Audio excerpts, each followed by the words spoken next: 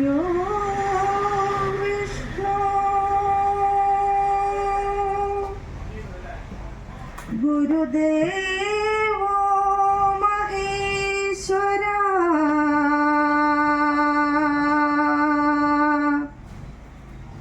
ഗുരു സാക്ഷാൽ പരബ്രഹ്മം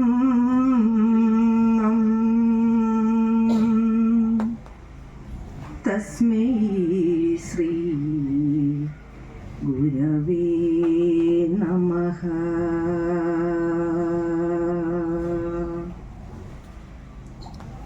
ഓം ബ്രഹ്മണേ മൂർത്തിമതേ ശ്രിതാനാം ശുദ്ധിഹേതവേ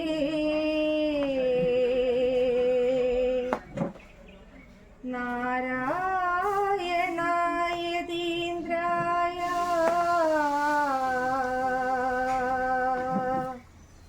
തസ്മൈ ശ്രീ ഗുരവേ നമഃ.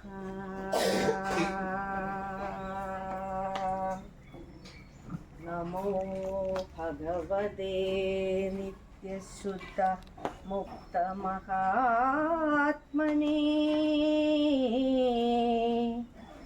നാരായണ യതീന്ദ്രായ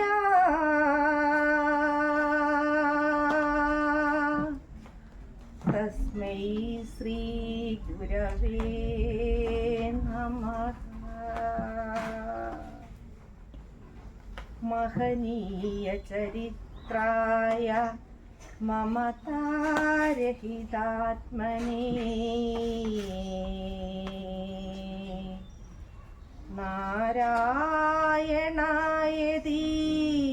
നാരായണായതീന്ദ്രായ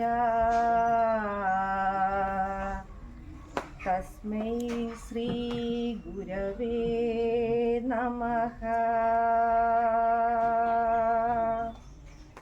ശിശിരേ കുർവതേ ശാന്തേഹ കടാക്ഷൈക ശിഷ്യ സഞ്ജയ ബ്രഹ്മവിദ്യാ കോവിദായ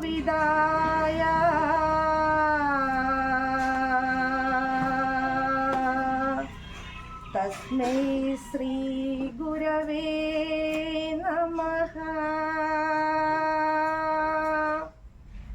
വാദിനാം വാദിനേ വാചാ യമാനാം മൗനവാജിനേ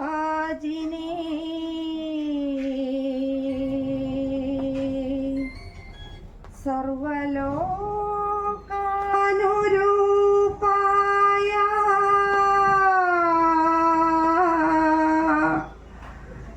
തസ്മൈ ശ്രീ ഗുരവേ നമഃ. നമസ്കാരം. പെരുമ്പിന്ന ഗുരു ധർമ്മ മഠത്തിൻ്റെ ആദ്യത്തെ കുടുംബയോഗമാണ് ഇന്ന്. അവിചാരിതമായിട്ടാണ് ഞാൻ ഇതിൽ സ്വാഗതം പറയാനായിട്ട് ഇവിടെ എത്തിയേണ്ടി വന്നത്. ഇന്ന് ലോക മാതൃദിനമാണ്. നമ്മളെല്ലാവരും ഓർക്കപ്പെടേണ്ട ഒരു ദിവസം കൂടിയാണ് ഇന്ന്. ഒരു കുട്ടി ജനിക്കുമ്പോഴാണ് ഒരു അമ്മ ജനിക്കുന്നത്. അതുപോലെ ഒരു അമ്മ ജനിക്കുമ്പോഴാണ് ഒരു അച്ഛൻ ജനിക്കുന്നത്. അപ്പോൾ ഒരു കുടുംബത്തിൻ്റെ ഒരു സന്തുഷ്ട ജീവിതത്തിൻ്റെ തുടക്കമാണ് ഓരോ അമ്മയും ഓരോ അച്ഛനും. ഗുരുദേവൻ്റെ കടാക്ഷത്താൽ നമ്മളുടെ ഈ പുണ്യഭൂമി വളരെ പവിത്രമായി തീർന്നിരിക്കുകയാണ്. ഭക്തിസാന്ദ്രമായ ഈ നിമിഷത്തിൽ നിങ്ങളെ എല്ലാവരെയും സ്വാഗതം ചെയ്യുക എന്നുള്ളതാണ് എൻ്റെ കർത്തവ്യം. ആദ്യമായിട്ട് തന്നെ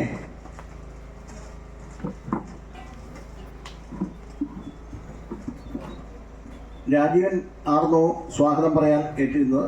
അദ്ദേഹത്തിന് ചില അസൗകര്യം വന്നതിൻ്റെ പേരിൽ ഞാനാണ്.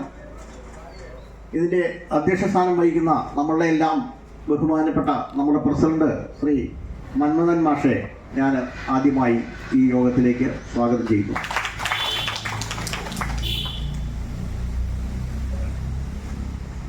അതുപോലെ നമ്മൾ ആദരിക്കൽ ചടങ്ങുകൾ നടത്തുന്നത് നമ്മൾക്കെല്ലാം സുപരിചിതനായ നമ്മളുടെ ബഹുമാനപ്പെട്ട ഡോക്ടറാണ്. ഡോക്ടർ വി രാമചന്ദ്രനെ അറിയാത്തവരാരും ഈ അടുത്ത പ്രദേശത്തൊന്നുമില്ല. അത്രയും പ്രസിദ്ധനാണ് അദ്ദേഹത്തിൻ്റെ ജീവിതം കൊണ്ട്. അദ്ദേഹം അത്രമാത്രം ഈ നാടിന് വേണ്ടി സേവനം ചെയ്തയാളാണ്. അദ്ദേഹം നമ്മുടെ ഈ ചെറിയ യോഗത്തിൽ വരാനും അദ്ദേഹത്തിന് ചെന്ന് ഞങ്ങൾ ആവശ്യപ്പെട്ടപ്പോൾ സദയം അദ്ദേഹം സമ്മതിക്കുകയും ചെയ്ത അദ്ദേഹത്തോട് വളരെ കടപ്പാടുണ്ട്. അദ്ദേഹത്തെ ആദരപൂർവ്വം ഞാൻ ഈ യോഗത്തിലേക്ക് സ്വാഗതം ചെയ്യുന്നു. നമുക്ക് അവിചാരിതമായിട്ട് മറ്റൊരാളും കൂടെ വന്നിട്ടുണ്ട്. നമുക്ക് വളരെ പ്രിയപ്പെട്ട നമ്മൾ KK ഗ്രൂപ്പിൻ്റെ MD KK മോഹൻദാസ് അവറുകളാണ്. അദ്ദേഹം മുളപ്പിച്ചാല് മറ്റേ ഉരളിമല അമ്പലത്തിൻ്റെ പ്രസിഡന്റാണ്. അദ്ദേഹത്തെ കേട്ടിട്ടില്ലാത്തവരും അറിഞ്ഞിട്ടില്ലാത്തവരും നമ്മുടെ ഈ നാട്ടിൽ ആരും തന്നെ ഇല്ല. അദ്ദേഹത്തെ ആദരപൂർവ്വം ഞാൻ ഈ യോഗത്തിലേക്ക് സ്വാഗതം ചെയ്യുന്നു.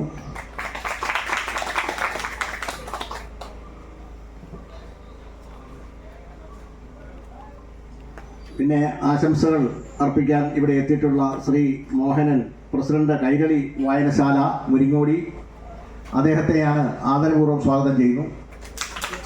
എത്തിയിട്ടില്ല. പിന്നെ ശ്രീ ജയനാരായണൻ, പ്രസിഡന്റ് പെരുമ്പുന്ന വായനശാല, അദ്ദേഹം എത്തി പ്രതീക്ഷിക്കുന്നു. അദ്ദേഹത്തെ ആദരപൂർവ്വം ഞാൻ ഈ യോഗത്തിലേക്ക് സ്വാഗതം ചെയ്യുന്നു.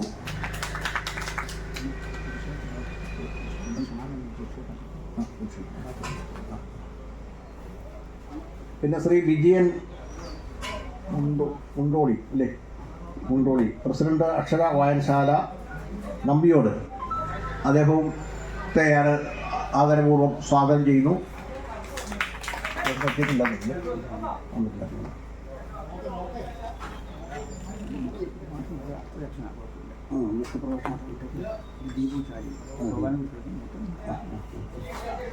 അതുപോലെ നമ്മുടെ രക്ഷാധികാരി ശ്രീ ഗോപാലൻ ഗുരുക്കളെ നിങ്ങൾക്ക് എല്ലാവർക്കും അറിയാം. ഗോപാലൻ ഗുരുക്കളെ അദ്ദേഹത്തെ ആദരവോടുകൂടി സ്നേഹത്തോടെ ഈ യോഗത്തിലേക്ക് സ്വാഗതം ചെയ്യുന്നു. കണ്ടുവന്നോ? പിന്നെ നമ്മുടെ സെക്രട്ടറി ശ്രീ ദീപു ഉണ്ട്. അദ്ദേഹം വളരെ തിരക്കിലാണ്. അദ്ദേഹത്തെയും ഞാൻ ഈ യോഗത്തിലേക്ക് സ്വാഗതം ചെയ്യുന്നു. അതുപോലെ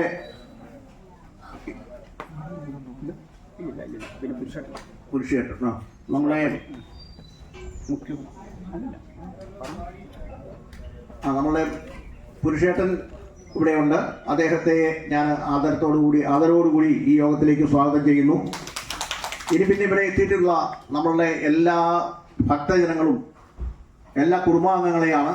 അവർ ഓരോരുത്തരെയും ഞാൻ ഈ യോഗത്തിലേക്ക് പ്രത്യേകം സ്വാഗതം ചെയ്തുകൊണ്ട് ഈ യോഗത്തിൻ്റെ അധ്യക്ഷനായി ശാന്തേജ വിട്ടുപോയി അല്ലേ ഓരോരുത്തരെയും പ്രത്യേകിച്ച് ശാന്തേജിയും ഒക്കെ ഈ യോഗത്തിലേക്ക് സ്വാഗതം ചെയ്തുകൊണ്ട് ഇതിൻ്റെ അധ്യക്ഷനായി നമ്മുടെ പ്രസിഡന്റ് മന്മഥ മാഷെ ക്ഷണിച്ചുകൊണ്ട് ഞാൻ എൻ്റെ ചെറിയ വാക്കുകൾ നിർത്തുന്നു. നന്ദി, നമസ്കാരം. നാരായണ പരമഗുരവേ നമഃ. ഇന്നത്തെ ഈ കുടുംബ സദസ്സിൽ എത്തിച്ചേർന്നിട്ടുള്ള എല്ലാവർക്കും ഒറ്റ വാക്കിൽ ഞാൻ ഹൃദയം നിറഞ്ഞ നന്ദി രേഖപ്പെടുത്തിക്കാൻ ആദ്യമേ തന്നെ. ഇന്നത്തെ നമ്മുടെ ഈ ഉദ്ഘാടനം ചെയ്യാനായി ഇവിടെ എത്തിച്ചേർന്നിട്ടുള്ള ഡോക്ടർ വി രാമചന്ദ്രൻ സാറ് നമുക്കറിയാം, കാര്യമായിട്ട് പറഞ്ഞു കഴിഞ്ഞു. അദ്ദേഹത്തെ എത്ര പറഞ്ഞാലും നമുക്ക് മതിയാവില്ല. 50 വർഷം ചികിത്സാ രംഗം 50 വർഷം പൂർത്തിയായിട്ടുണ്ട്. അപ്പം ഡോക്ടറെടുത്ത് പോകാത്ത ഒരാൾ ഇവിടെ ഉണ്ടെന്ന് എനിക്ക് തോന്നുന്നില്ല. എൻ്റെ അച്ഛനും എൻ്റെ അമ്മയും മരണപ്പെട്ട സമയത്ത് ഞാൻ ഓർക്കുക, ആ ഡോക്ടറാണ് അവസാനം ആ വെള്ളം കൊടുക്കാൻ വേണ്ടി ഞാൻ ഓർക്കുവാണ്. വെള്ളം കൊടുക്കാൻ അവിടെ നിന്നായിരുന്നു. അപ്പോൾ ഡോക്ടർ വരികയും അതോടൊപ്പം തന്നെ ഡോക്ടറെ നമുക്കറിയാം, ഡോക്ടറുടെ മകൻ എന്തെങ്കിലും ഒരിക്കൽ നമുക്ക് കൊണ്ടുവരണം. അറിയപ്പെടുന്ന കണ്ണൂർ ജില്ലയിൽ അറിയപ്പെടുന്ന ഡോക്ടർ മാത്രമല്ല, സിനിമാ സംവിധായകനും സിനിമാ നടനും നിർമ്മാതാവും ഒക്കെയായിട്ട് അങ്ങ് വളരുകയാണ്. വളരെ സന്തോഷം. അതോടൊപ്പം ഇവിടെ എത്തിച്ചേർന്നിട്ടുള്ള നമ്മുടെ മുരിങ്ങോടി മഠത്തിൻ്റെ പ്രസിഡന്റ് മോഹൻദാസ്, കഴിഞ്ഞ ഉദ്ഘാടനത്തിന് ഞാൻ വരാൻ ക്ഷണിച്ചിരുന്നു. പക്ഷെ അന്നത്തെ തിരക്കായിട്ട് വരാൻ സാധിച്ചില്ല. പക്ഷേ ഇന്നും തിരക്കുണ്ടായിട്ടും കൂടെ ഇവിടെ എത്തിച്ചേരുകയാണ്. അദ്ദേഹത്തിൻ്റെയും ഞാൻ പ്രത്യേകമായിട്ട് ഒരിക്കൽ കൂടെ നന്ദി പറയുകയാണ്. ഞാൻ വീണ്ടും ആവർത്തിച്ച് ഗോപാലകൃഷ്ണനെ പെട്ടെന്ന് സ്വാഗതം പറഞ്ഞപ്പോൾ ചില തടസ്സങ്ങൾ വന്നു. കാരണം ഇതൊക്കെ പെട്ടെന്നല്ലേ, അതിൻ്റെ ചില പ്രയാസം വന്നു കേട്ടോ. അപ്പോൾ ബാക്കി എല്ലാവരെയും പറയാത്തെല്ലാം ഒരിക്കൽ കൂടെ സ്വാഗതം ആശംസിക്കുകയാണ്. അപ്പോൾ ഈ മഠം നമ്മളിവിടെ രൂപീകരിച്ചിട്ട് ഇപ്പോൾ 1 മാസം പൂർത്തിയാവുകയാണ്. 1 മാസം പൂർത്തിയായി. അപ്പോൾ നമ്മൾ എന്തിനാണ് ഇങ്ങനെ ഒരു മഠത്തിൻ്റെ ആവശ്യകതയിലേക്ക് നമ്മൾ എത്തിച്ചേർന്നത് എന്ന് നമ്മൾ ഓരോ അംഗവും മനസ്സിലാക്കണം. ഈ മഠത്തെ സംബന്ധിച്ച് ഇപ്പോൾ 180ഓളം അംഗങ്ങൾ ഇവിടെ നിലവിലുണ്ട്. ഇപ്പോൾ ശിവഗിരി മഠത്തിൻ്റെ രജിസ്ട്രേഷനുള്ള മലബാറിലെ മലയോര മേഖലയിലെ ആദ്യത്തെ ശ്രീനാരായണ മഠമാണ് ഈ പെരുമുന്നിയിലുള്ളത്. അതാണ് ഇതിൻ്റെ ഏറ്റവും വലിയ പ്രത്യേകത. അപ്പോൾ നമ്മൾ കണ്ണൂർ ചെന്ന് കഴിഞ്ഞാൽ അതിൽ തലശ്ശേരി ജഗന്നാഥ ക്ഷേത്രത്തിൻ്റെ കീഴിലുള്ളത് 210 മഠങ്ങളാണ്. അതുപോലെ പാനൂർ 16 മഠങ്ങളുണ്ട്. അങ്ങനെ കണ്ണൂർ ജില്ലയിൽ നിരവധി മഠങ്ങളുണ്ട്. പക്ഷേ ഈ പെരുമുന്ന മഠത്തിൻ്റെ പ്രത്യേകത ഈ ശിവഗിരി മഠത്തിൻ്റെ നേരിട്ട് അംഗീകാരമുള്ള മഠമാണ്. അപ്പോൾ ഇവിടെ ഒരു ഗുരുവിൻ്റെ പ്രതിഷ്ഠ നമ്മൾ നടത്തിയിട്ടുണ്ട്. അതൊരു ഫോട്ടോ ആണ്. പക്ഷേ ഫോട്ടോ കാണുമ്പോൾ നമ്മുടെ ശീലങ്ങൾ ക്ഷേത്രമാണല്ലോ. ക്ഷേത്രത്തിൻ്റെ പ്രതിഷ്ഠ, വിഗ്രഹം, വിശേഷേഷ ഗ്രാഹ യതി വിഗ്രഹം, അതാണല്ലോ അതിൻ്റെ ഡെഫിനിഷൻ. ഇപ്പം വിശേഷപ്പെട്ട എന്തോ ഒന്നിനെ അവിടെ ഗ്രഹിച്ചിരിക്കുന്നതാണ് ഇതിൻ്റെ അർത്ഥം. ഇവിടെ നമ്മൾ ഈ ഒരു ഫോട്ടോ നമ്മുടെ പുരാണങ്ങൾ പഠിച്ചാൽ മനസ്സിലാവും. ഒരു പ്രതിഷ്ഠയ്ക്ക് വിഗ്രഹം മാത്രമല്ല, വിഗ്രഹമാകാം, കല്ലാകാം, പഞ്ചലോഹമാകാം, സ്വർണമാകാം, ഫോട്ടോ ആകാം, വിളക്കാകാം, എന്തുമാകാം, ആചാര്യൻ തീരുമാനിക്കുന്നതാണ്. ഇപ്പൊ ശിവഗിരി മഠത്തിലെ സന്യാസിമാർ ഇവിടെ വന്ന് ആ 2 പേര് ഇവിടെ വന്നിട്ട് മഹാഗുരുവിന് ചൈതന്യം കൊടുത്ത ഒരു ചെറിയ മഠമാണ് ഇവിടെ നിലവിലുള്ളത്. ഇതാണ് നമ്മളൊന്നും മനസ്സിലാക്കേണ്ടത്. തീർച്ചയായും നമ്മൾ അതിനോട് വന്നു കഴിഞ്ഞാൽ അവിടെ വളരെ ശ്രദ്ധാപൂർവം പ്രാർത്ഥനയോടുകൂടി ശബ്ദങ്ങൾ ഉണ്ടാക്കാതെ ഗുരുവിൻ്റെ സങ്കേതമാണ് എന്ന് തന്നെ നമ്മൾ വിചാരിക്കേണ്ടതാണ്. ആ തരത്തിലാണ് നമ്മൾ അതിൽ പ്രാർത്ഥനയിൽ പങ്കെടുക്കാനുള്ളത്. അതുപോലെ നമ്മുടെ മുഖ്യ ആചാര്യൻ ഹരിയേട്ടൻ ഈ പ്രാർത്ഥനയും കാര്യങ്ങളൊക്കെ പഠിച്ച ആചാര്യനാണ്. അത് നമ്മൾ മനസ്സിലാക്കണം. പിന്നെ ഒരു പൊതുചിത്രം എന്ന് പറഞ്ഞാൽ നമ്മൾ എന്തിനാണ് ഈ മഠം തുടങ്ങിയത് പൊതു അറിവിലേക്ക് പറയുന്നതാണ്. ഇവിടെ ഹിന്ദു സമാജത്തിനെ സംബന്ധിച്ച് നമ്മൾ പറയുകയാണെങ്കിൽ നമ്മൾ അറിയേണ്ട കുറച്ച് കാര്യങ്ങളുണ്ട്. ഈ ക്ഷേത്രങ്ങൾ എന്ന് പറയും, ദേവസ്വം ബോർഡ് എന്ന് പറയുന്ന 5 ദേവസ്വം ബോർഡുണ്ട്. അതിൽ 3080 ക്ഷേത്രങ്ങളാണ് കേരളത്തിൽ അവരുടെ കീഴിലുള്ളത്. പക്ഷെ അതോടൊപ്പം തന്നെ പൊതുക്ഷേത്രങ്ങൾ, മുത്തപ്പൻ മഠങ്ങൾ, ശിവഗിരി മഠത്തിന് കീഴിലുള്ള ക്ഷേത്രങ്ങൾ, അതുപോലെ SNDP ശാഖായോഗത്തിൻ്റെ ക്ഷേത്രങ്ങൾ, കുടുംബക്ഷേത്രങ്ങൾ, പൊതുക്ഷേത്രങ്ങൾ, ഇങ്ങനെയുള്ള ക്ഷേത്രങ്ങളുടെ എണ്ണം മൊത്തം എടുത്തു കഴിഞ്ഞാൽ ഏകദേശം 1 ലക്ഷത്തോളം സംവിധാനങ്ങൾ നമുക്കുണ്ട് എന്നതാണ് സത്യം. 1 ലക്ഷത്തിനടുത്ത് വരും കേരളത്തിലുള്ളത് മൊത്തം കണക്കെടുത്താൽ. ക്രിസ്ത്യൻ സമുദായത്തിൻ്റെ എടുത്താൽ 15,000-അടുത്തേ വരുന്നുള്ളൂ. മുസ്ലിം സമുദായത്തിൻ്റെ മദ്രസകൾ കണക്കെടുക്കുമ്പോൾ ഏകദേശം 50,000-അടുത്ത് വരും. പക്ഷേ ഈ 1 ലക്ഷം ഈ ആധ്യാത്മിക സംവിധാനങ്ങളുള്ള നമ്മളോട് എന്താണ് ഹിന്ദു മതത്തിൻ്റെ അടിസ്ഥാന ഗ്രന്ഥം എന്ന് ചോദിച്ചാൽ ഉത്തരം പറയുന്നവർ എത്ര പേരുണ്ടാവും? വേദമാണോ? ആണോ? ഗീതയാണോ? ആണോ? അല്ലേ? രാമായണമാണോ? ആണോ? ഉറപ്പില്ല. ശരിയല്ലേ? ശരിയല്ലേ പറയുന്നത്? ശരിയാണ്. ഇതാണ് നമ്മുടെ പ്രശ്നം. അപ്പോൾ ഇവിടെയാണ് ഈ പ്രശ്നം ഉണ്ടാകുന്നത്.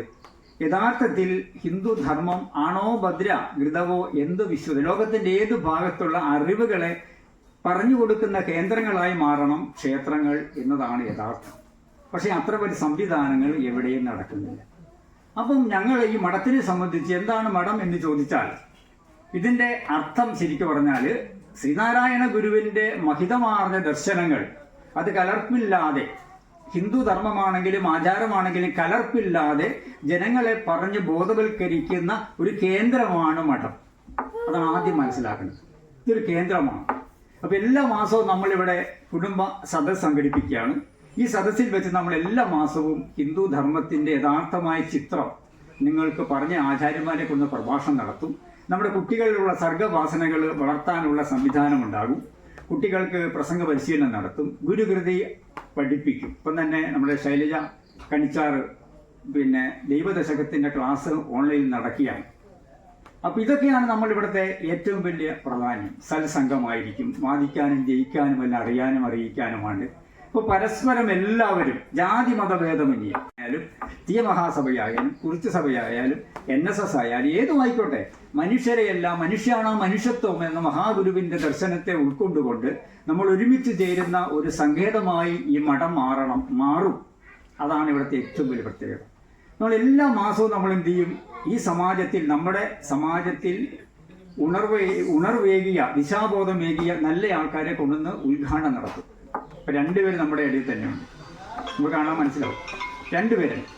അപ്പോൾ ഇവിടെ നമ്മൾ മനസ്സിലാക്കേണ്ട ഒരു കാര്യം, നമ്മുടെ ഹിന്ദു ധർമ്മത്തിൽ പറയുന്നത് ഒരു കാര്യമുണ്ട്, കത്യുഞ്ച സാരഥേർ ഹേതു അനുമോദിതു രേവത കർമ്മണാം ഭാഗിന പ്രേത്യ ഭുയോ ഭുയസി തത്ഫലം. ഇതെല്ലാം നിങ്ങൾ പഠിക്കേണ്ടതാണ്. ഇപ്പം ദൈവത്തിന്റെ കാര്യങ്ങൾ, ദൈവികമായ ആത്മീയമായ കാര്യങ്ങൾ നമ്മൾ ജനങ്ങളിലേക്ക് എത്തിക്കാൻ വേണ്ടി ആരൊക്കെ പ്രവർത്തിക്കുന്നോ അവരെ ആര് സംരക്ഷിക്കും? ഞാൻ സംരക്ഷിക്കും. താരാ പറയുന്നത്? ഭഗവാൻ കൃഷ്ണൻ പറയുന്നതാണ്. എന്താ പറയുന്നത്? ദൈവികമായ കാര്യങ്ങൾക്ക് വേണ്ടി, ക്ഷേത്രകാര്യങ്ങൾക്ക് വേണ്ടി ആരെല്ലാം പ്രവർത്തിക്കുന്നോ അവരെ ഞാൻ സംരക്ഷിക്കും. ഉദാഹരണം ഡോക്ടറാണ്, എൻ്റെ കണ്ണിൽ കാണുന്ന ഡോക്ടറാണ്. കാര്യം എന്താണ്? ഡോക്ടർ എത്രയോ തിരക്കിനിടയ്ക്ക് ആധ്യാത്മിക കാര്യങ്ങളിൽ മുഴുകും. ഈ പരിസര എല്ലാ ക്ഷേത്രങ്ങളിലും പോകും, പ്രാർത്ഥിക്കും, സഹായം. പേരാവത്തെ ശ്രീക്ഷേത്രം ഇത്രയും വലുതായ ഡോക്ടറുടെ കുടുംബത്തിൻ്റെ സഹായം കൊണ്ടാണ്. അതുകൊണ്ട് തന്നെ ആധ്യാത്മികമായും ഭൗതികമായിട്ടും സാമ്പത്തികപരമായിട്ടും എല്ലാ തരത്തിലും ഒരു സമ്പന്ന കുടുംബമായി, അറിവിൻ്റെയും ജ്ഞാനത്തിൻ്റെയും പ്രകാശത്തിൻ്റെയും ഒക്കെ ഒരു കുടുംബമായിട്ട് ഡോക്ടറുടെ കുടുംബം മാറിയിട്ടുണ്ടെങ്കിൽ അവിടെ ദൈവത്തിൻ്റെ ഒരു കടാക്ഷമുണ്ട് എന്ന് ഡോക്ടർ വിശ്വസിക്കുന്നുണ്ട്. അല്ലേ? ഉണ്ടാവും, തീർച്ചയായും ഉണ്ടാവും. അതുപോലെ തന്നെയാണ് ഇത്രയും തിരക്കിനിടയ്ക്കും മുരിങ്ങോൾ പുരവളി മുത്തപ്പൻ മടപ്പുരയിൽ ഞാൻ കഴിഞ്ഞ ഞായറാഴ്ച പോയിരുന്നു. അന്ന് ഓഫീസിൽ എത്രയോ തിരക്കുണ്ടായിട്ടും സാറ് അവിടെ ഇരിക്കുകയാണ് ഞായറാഴ്ച, ആൾക്കാരെ നോക്കിയിട്ട്. ശമ്പളം പറ്റിയിട്ടല്ല, ഒരു സമർപ്പണമാണ്. അപ്പം ഇത്തരം ആൾക്കാരെ സംരക്ഷിക്കും. അതോടൊപ്പം തൊട്ടടുത്ത ലൈനിൽ പറയുന്നുണ്ട്, ഈ ഒരു പൊതുകാര്യങ്ങൾ ഇപ്പം ക്ഷേത്രം സംബന്ധിച്ച് ഇതിനിട്ട് പാര വെക്കുന്നവരാരായാലും അവർ 1000 വർഷം മലത്തിലെ കൃമിയായി ജനിക്കും എന്ന് തുടർന്ന് പറയുന്നുണ്ട്. രണ്ടും ഭാഗവത്തിലെ വാക്കുകൾ എല്ലാം ശ്രദ്ധിക്കുക. അപ്പം ഇപ്പോൾ നമ്മളിതൊരു ഗുരുവിൻ്റെ സങ്കേതമാണ്. ഇത് നമ്മുടെ നെഞ്ചിലെ ഹൃദയത്തിലെ വെച്ചുകൊണ്ട് കൃഷ്ണമണി പോലെ നമ്മൾ സംരക്ഷിക്കേണ്ട ആവശ്യമുണ്ട് എന്ന് ഞാൻ പറയാൻ ആഗ്രഹിക്കുകയാണ്. അതോടൊപ്പം ഇങ്ങനെയൊരു മഠം ഇവിടെ എന്തിനു വന്നു ഞാൻ വീണ്ടും ആവർത്തിക്കുന്നു. നമ്മുടെ നാട്ടിൽ പെരുമന്ന, മടപ്പുറച്ചാല്, പുതുശ്ശേരി, നമ്പിയോട് ഈ പ്രദേശങ്ങളിൽ ഒരു ആധ്യാത്മിക കേന്ദ്രമില്ല. ഇപ്പം എൻ്റെ അച്ഛനും അതുപോലെയുള്ള കഴിഞ്ഞു പോയ കാരണവന്മാർ നിരവധി പേര് ഇവിടെ ഒരു ആധ്യാത്മിക കേന്ദ്രം വേണം എന്ന് ആഗ്രഹിച്ച് ശ്രമിച്ചിരുന്നു. പക്ഷേ ഇന്ന് വരെ നടപ്പിലായിട്ടില്ല. അത് നമ്മളായിട്ടത് ഇന്ന് നടപ്പിലായിട്ടുണ്ട്. ഇവിടെ എനിക്ക് ഈ ദിവസം നമ്മൾ കഴിഞ്ഞ മാസം 7-നാണ് ഉദ്ഘാടനം ചെയ്തത്. അതിനുശേഷം നമ്മൾ എന്ത് ചെയ്തു, തൊട്ടടുത്ത വിഷുവിന് ഇവിടെ വെച്ചിട്ട് എല്ലാവർക്കും വിഷു കണിയൊരുക്കി, വന്നവർക്കെല്ലാം പായസം കൊടുത്തു, കൈനീട്ടം കൊടുത്തു. അത് കഴിഞ്ഞ് ഏതാനും ദിവസം കഴിഞ്ഞത്തേനും ശിവഗിരി മഠത്തിൻ്റെ ഓൺലൈൻ പാഠശാലയിലുള്ള കുട്ടിപ്പരിഷത്തിൽ അനവധി കുട്ടികൾ പങ്കെടുത്തു. അവർക്ക് സമ്മാനങ്ങളുമുണ്ട്. അത് കഴിഞ്ഞ് ഞങ്ങൾ വീണ്ടും നമ്മളിവിടെ ഇന്ന് ഒത്തുചേരുകയാണ്. അപ്പം ഈ 32 ദിവസം അല്ലേ, അതെ, 32 ദിവസം കഴിയുമ്പോൾ എനിക്ക് നിങ്ങളെല്ലാവരോടും പറയേണ്ട ഒരു കാര്യമുണ്ട്.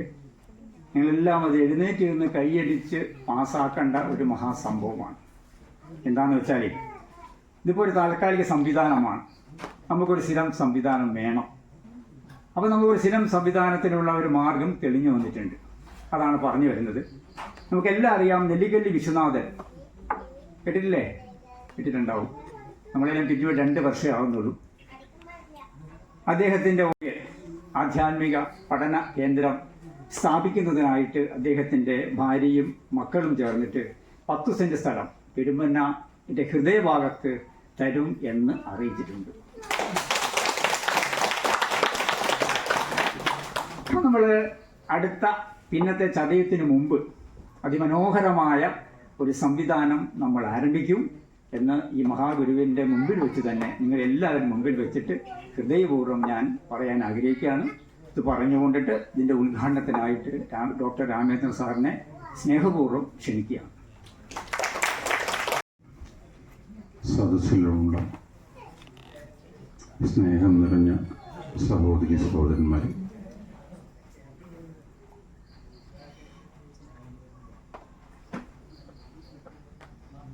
ശ്രീനാരായണ ഗുരുമഠം പെരുമ്പന്ന യൂണിറ്റിൻ്റെ ആരംഭം കുറിച്ചിട്ട് കുറഞ്ഞ ദിവസങ്ങളെ ആയുള്ളൂ എന്ന് ഇവിടെ മന്മഥൻ സാറ് പറഞ്ഞ് നമ്മളെല്ലാവരും കേട്ടു. പക്ഷേ ഇത്രയും കുറഞ്ഞ ദിവസം കൊണ്ട് ഇത്രയും നല്ല നിലയിൽ ഒരു ഉണർവോടും കൂടെ പ്രവർത്തിക്കുവാൻ പറ്റുന്ന ഒരു സംഘടനാ പാഠവുമുള്ള നേതൃത്വം ഉള്ളതാണ് നിങ്ങളുടെ ഏറ്റവും വലിയ ഗുണം. ആരെങ്കിലും ഒന്നോ രണ്ടോ പേര് നേതൃത്വത്തിലുണ്ടെങ്കിൽ എല്ലാ കാര്യങ്ങളും മുന്നോട്ട് കൊണ്ടുപോകുന്നതിന് വലിയ വിഷമം ഉണ്ടാവില്ല എന്നാണ് ഞാൻ പലപ്പോഴും മനസ്സിലാക്കിയിട്ടുള്ളത്. അർപ്പണബോധത്തോടും കൂടെ ചെയ്യുന്ന നേതൃത്വമാണെങ്കിൽ അത് വളരെ വളരെ ഗുണം ചെയ്യുകയും ചെയ്യും. ഇന്നത്തെ സമൂഹത്തിലെ നമ്മുടെ കുട്ടികളും എന്തിന് ചെറുപ്പക്കാരും ഒരു മധ്യവയസ്കരും പ്രായമുള്ളവരും ഒക്കെ ദൈവികമായ കാര്യങ്ങളിൽ നിന്ന് കുറച്ച് അകന്നു പോവുകയാണ്. പ്രത്യേകിച്ചും ഹൈന്ദവർ. ബാക്കിയുള്ളവരെ നമ്മളങ്ങനെ പറയേണ്ട ആവശ്യമില്ല. ഹൈന്ദവരിൽ പലരും അതേമാതിരി അകന്നകന്ന് പോവുകയാണ്. കുറച്ച് പ്രായം കൂടുന്ന സമയത്താണ് നമുക്ക് എല്ലാവർക്കും ദൈവികമായ ചിന്തകളും ദൈവികമായ നിലയിൽ ആലോചിക്കണം എന്നുള്ള ഒരു ബുദ്ധിയും ശരിക്കും പറഞ്ഞാൽ വരുന്നത്. അതിൻ്റെ കാരണം എന്താണെന്ന് വെച്ചാൽ ഭൗതികമായ സാഹചര്യങ്ങളിൽ കൂടുതൽ മുഴുകുമ്പോൾ കുട്ടികളായാലും വലിയവരായാലും അതിൽ കൂടുതൽ ചിന്തിച്ചിട്ട് നമ്മൾ അകന്നകന്ന് പോവുകയാണ്. ഒന്നത്. രണ്ടാമത്തെ കാരണം, നമുക്ക് ഒരു അടിത്തറയില്ല. ശരിക്കും പറഞ്ഞാൽ ഒരു ക്ഷേത്രത്തിൽ പോകുന്നുണ്ടെങ്കിൽ നമ്മൾ എന്താണ് ചെയ്യേണ്ടത് എന്ന് നമ്മൾ മനസ്സിലാക്കണമെന്നുണ്ടെങ്കിൽ നമ്മുടെ മുന്നിൽ പോയ ആളെന്തൊക്കെ ചെയ്യുന്നുണ്ടോ ചെയ്യുന്നത് മാതിരി നമ്മളും ആവർത്തിക്കുക എന്ന് മാത്രമേ നമുക്കറിയുള്ളൂ. നമുക്ക് അതിനുള്ളൊരു പഠനം വേണമെന്നുണ്ടെങ്കിൽ ഇതേമാതിരി ഒരു ചെറിയ ആരംഭത്തിൽ തന്നെ ഒരു അത് പാഠ്യേതര വിഷയങ്ങളിൽ പെടുത്തിയിട്ട് ഇതൊക്കെ ഒരു ചർച്ച ചെയ്ത് പഠിപ്പിക്കാൻ പറ്റിയ ഒരു ചുറ്റുപാട് നമ്മൾ കണ്ടെത്തണം. ഒറ്റ ഒരു കാര്യം ആലോചിച്ചാൽ മതി. നമ്മുടെ വീടുകളിലെ അധിക വീടുകളിലും ചെറിയ കുട്ടികളുണ്ടാവില്ല, എന്നാലും കുട്ടികളുള്ള പല വീടുമുണ്ട്. കുട്ടികളുടെ ഇപ്പോഴത്തെ പഠന സമയവും ഇപ്പോഴത്തെ ഉറക്കത്തിൻ്റെ സമയമൊക്കെ നിങ്ങളൊന്ന് ആലോചിച്ചാൽ മതി. എത്ര കുട്ടികളെ വീട്ടിൽ രാവിലെ ഒരു 5 മണിക്ക് എഴുന്നേൽക്കുന്നവരുണ്ടെന്നൊന്ന് ആലോചിച്ചു. പക്ഷേ 5 വേണ്ട, 6 മണിക്ക് എഴുന്നേൽക്കും. ഞാൻ പല കുട്ടികളോടും ചോദിക്കും, മോനെ നീ എത്ര മണിക്ക് എഴുന്നേൽക്കാം? സ്കൂളിലെ സമയമാണെങ്കിൽ അവരൊരു 7 മണി, സ്കൂളില്ലാത്ത സമയമാണെങ്കിൽ ഇപ്പോൾ ഈ വെക്കേഷനൊക്കെ ആകുമ്പോൾ 8-8:30 മണിയാവുന്നു. അതെന്താ ഇത്ര വൈകുന്നത്? അത് അപ്പോഴേക്കും അമ്മയോ അല്ലെങ്കിൽ വന്ന രക്ഷിതാവോ പറയും, കുട്ടികൾ ഇത് രാത്രിയിൽ കുറേ സമയം സിനിമ കാണും, കുറച്ച് അങ്ങനെ ചെയ്യും, കുറേ പരിപാടികളൊക്കെ ഉണ്ടാവും. ബാക്കി ഞങ്ങളെല്ലാവരും ഉറങ്ങുമ്പോൾ 12 മണിയാവുന്നു. ഈ 12 മണിയായാലും അമ്മമാർ രാവിലെ എഴുന്നേറ്റിട്ട് വീട്ടിലെ പണികളൊക്കെ ചെയ്തിട്ടുണ്ടാവും. കുട്ടികളെ എഴുന്നേൽപ്പിക്കില്ല. കുട്ടികൾക്ക് അല്ലെങ്കിൽ രക്ഷിതാക്കൾക്ക് നമ്മുടെ ഒരു ക്ഷേത്രങ്ങളിലേക്ക് അല്ലെങ്കിൽ ആരാധനാലയത്തിലേക്ക് പോകുവാനുള്ള ഒരു ചിന്ത നമ്മൾ ക്രിയേറ്റ് ചെയ്യുന്നില്ല. ഒരാഴ്ചയിൽ ഒരു ദിവസം നമുക്ക് എല്ലാവർക്കും കൂടി ഒന്ന് അമ്പലത്തിൽ പോകണം എന്ന് പറയാൻ ആരും തയ്യാറില്ല. അമ്പലത്തിൽ ഉത്സവം ഉണ്ടെങ്കിൽ ഉത്സവമുള്ള സ്ഥലത്ത് പോവാം. ഉത്സവ സ്ഥലത്ത് പോയിട്ട് ഉത്സവത്തിൻ്റെ ചടങ്ങുകളും ഉത്സവത്തിൻ്റെ ബാക്കി വിൽപ്പനയ്ക്ക് വെച്ച സാധനങ്ങളും ഇതൊക്കെ നന്നായി കാണുക. ഇതെല്ലാം കഴിഞ്ഞ് അവിടെ ഭക്ഷണം ഉണ്ടെങ്കിൽ ഭക്ഷണം സുഭിക്ഷമായി കഴിക്കുക. അതും കഴിഞ്ഞ ദൈവത്തിന്. ഇതാണ് പലരുടെയും സ്വപ്നം. ഒന്ന്, അതിൽ അപാകതകളുണ്ട് എന്തായാലും. കാരണം നമ്മളാരും അവരെ പഠിപ്പിക്കുന്നില്ല. അതുകൊണ്ട് തന്നെ ഒരു 10-15 വർഷം മുമ്പ് പേരാവൂർ ശ്രീകൃഷ്ണ ക്ഷേത്രത്തിൽ ഞങ്ങൾ 7 ദിവസത്തെ ഭാഗവത സപ്താഹയജ്ഞം നടത്തി. എല്ലാ ദിവസങ്ങളിലും 1500-ലധികം പേർക്ക് ഭക്ഷണം കൊടുത്തിട്ടുണ്ട്. ഈ 1500-ലധികം പേർക്ക് ഭക്ഷണം നൽകിയിട്ട്, ഞാനിത് പറയുന്നൊരു കണക്കൊന്നുമല്ല, പക്ഷെ എന്നിരുന്നാലും അതിൻ്റെ അകത്ത് നമ്മൾ ചിന്തിക്കേണ്ട ഒരു ചെറിയ കാര്യമാണ്. ഈ 1500 പേർക്ക് Incoming call from Vina Thomas, home nurse, Punjab 512 sent priori identified by Truecaller. അവസാനം അമ്പലത്തിലെ ഭണ്ണാരം തുറന്നു നോക്കുമ്പോൾ അതിൻ്റെ അകത്ത് കോയിൻസ് ആയിട്ടും ഇതായിട്ടും എല്ലാം കൂടി ഒരു 10,000-4,000 നാണയങ്ങളേ ഉള്ളൂ, നോട്ടുകളടക്കം. അതായത് നമുക്ക് ആ അമ്പലത്തിലേക്ക് ദക്ഷിണ ഇതായിട്ട് സമർപ്പിച്ചത് ആകെ 4,000 പേരാണ്. അത് തന്നെയാണ് അതിൻ്റെ അകത്തുള്ള ഏറ്റവും വലിയൊരു കുഴപ്പം. ക്ഷേത്രത്തിന് കൊടുക്കുക എന്ന് പറഞ്ഞാൽ എല്ലാവർക്കും കൊടുക്കാൻ പറ്റുന്നത് നാണയം മാത്രം. എവിടെയെങ്കിലും പോയിട്ട് ആരും എടുക്കാതെ ഒരു നാണയം ഉണ്ടെങ്കിൽ ആ നാണയം മാത്രമാണ് ക്ഷേത്രത്തിൽ കൊണ്ടിടുക. അതിലധികം ഭഗവാന് പാടില്ല എന്നുള്ളതാണ് ചിന്ത. വലിയ നോട്ടുകൾ ഇടാൻ ആരും തയ്യാറില്ല. ഇതൊക്കെയാണ് നമ്മുടെ സമൂഹത്തിലെ ഇന്നത്തെ സ്ഥിതിഗതികൾ. ഇനിയൊരു ചെറിയ കാര്യങ്ങൾ, ഞാനും ഇപ്പോഴും ക്ഷേത്രമായിട്ട് കുറച്ചൊക്കെ ബന്ധപ്പെട്ട് നിൽക്കുന്നതാണ്. പക്ഷേ നമ്മളൊരു സഹായത്തിന് അല്ലെങ്കിൽ സമർപ്പണം നിങ്ങളെന്തെങ്കിലും നടത്തുമോ എന്നൊരു വീട്ടിൽ പോയി ചോദിക്കുമ്പോൾ വളരെ തീരെ സാമ്പത്തികമായി പുറകിലോട്ട് നിൽക്കുന്ന പലരും നമ്മൾ ഉദ്ദേശിക്കുന്നതിനേക്കാളും കൂടുതൽ തരുന്നുണ്ട്. അതേസമയം വലിയ ചുറ്റുപാടുകളുള്ളവർ തരാൻ വളരെ മടിയാണ്. ഞങ്ങൾക്ക് പലരും തന്നിട്ടില്ല എന്നൊന്നും ഞാൻ പറയുന്നില്ല. പക്ഷേ നമ്മൾ വിമുഖത കൂടുതലും വലിയ ചുറ്റുപാടിലുള്ളവർക്കാണ്. പക്ഷെ എല്ലാവർക്കും വേണ്ടി വരും. എപ്പോഴും എന്തെങ്കിലും ഒരു ചെറിയ പ്രശ്നം വരുമ്പോൾ ആദ്യം നമ്മൾ വിളിക്കും, അമ്മേ എനിക്ക് എൻ്റെ വേദന ഒന്ന് കുറച്ചറിഞ്ഞു, ആദ്യം അമ്മേനെ വിളിക്കും. നേരത്തെ ഇവിടെ പറഞ്ഞതുപോലെ ഇന്ന് മാതൃ ദിനാണ്. അപ്പോൾ ഒരമ്മയാവുന്നത് ഒരു പ്രസവത്തോടും കൂടിയാണ്. ആ അമ്മയെ തന്നെയാണ് നമ്മൾ ആദ്യം വിളിക്കുക. അത് കഴിഞ്ഞിട്ട് അമ്മക്കൊന്നും ചെയ്യാൻ പറ്റുന്നില്ല എന്ന് പറഞ്ഞാൽ പിന്നെ നമ്മൾ വിളിക്കുന്ന ദൈവത്തെയാണ്. എൻ്റെ ദൈവമേ, ഓരോരുത്തർക്കും ഇഷ്ടപ്പെട്ട മനസ്സിൽ പ്രതിഷ്ഠിച്ച ഓരോ ദൈവങ്ങളുണ്ടാവും. എൻ്റെ ദൈവമേ എന്ന് പറയും.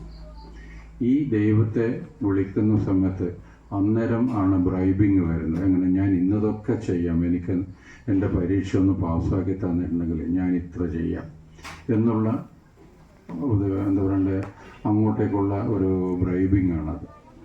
അതല്ലാതെ നമ്മളിൽ എത്ര പേരുണ്ട് അമ്പലത്തിലേക്ക് എല്ലാ പ്രാവശ്യവും എങ്ങനെയെങ്കിലും എന്തെങ്കിലും ചെയ്തു കൊടുക്കാൻ തയ്യാറുള്ളത്.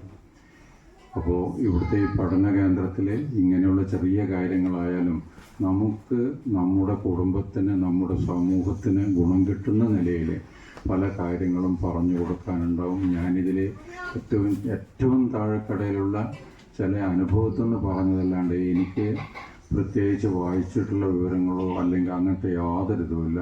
അനുഭവത്തിലൂടെ കുറേ ഞാൻ മനസ്സിലാക്കിയിട്ടുണ്ട്. ആ മനസ്സിലാക്കിയ കാര്യങ്ങളാണ് നിങ്ങളുടെ മുന്നിൽ അവതരിപ്പിച്ചത്. ഏതായാലും ഈ ഒരു മാസത്തിനിടയിൽ നമുക്ക് ഇത്രയും നല്ല നിലയിൽ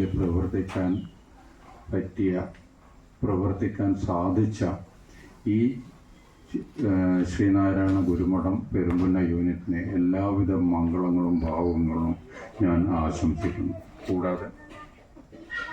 കൂടാതെ ഇവിടെ നമ്മുടെ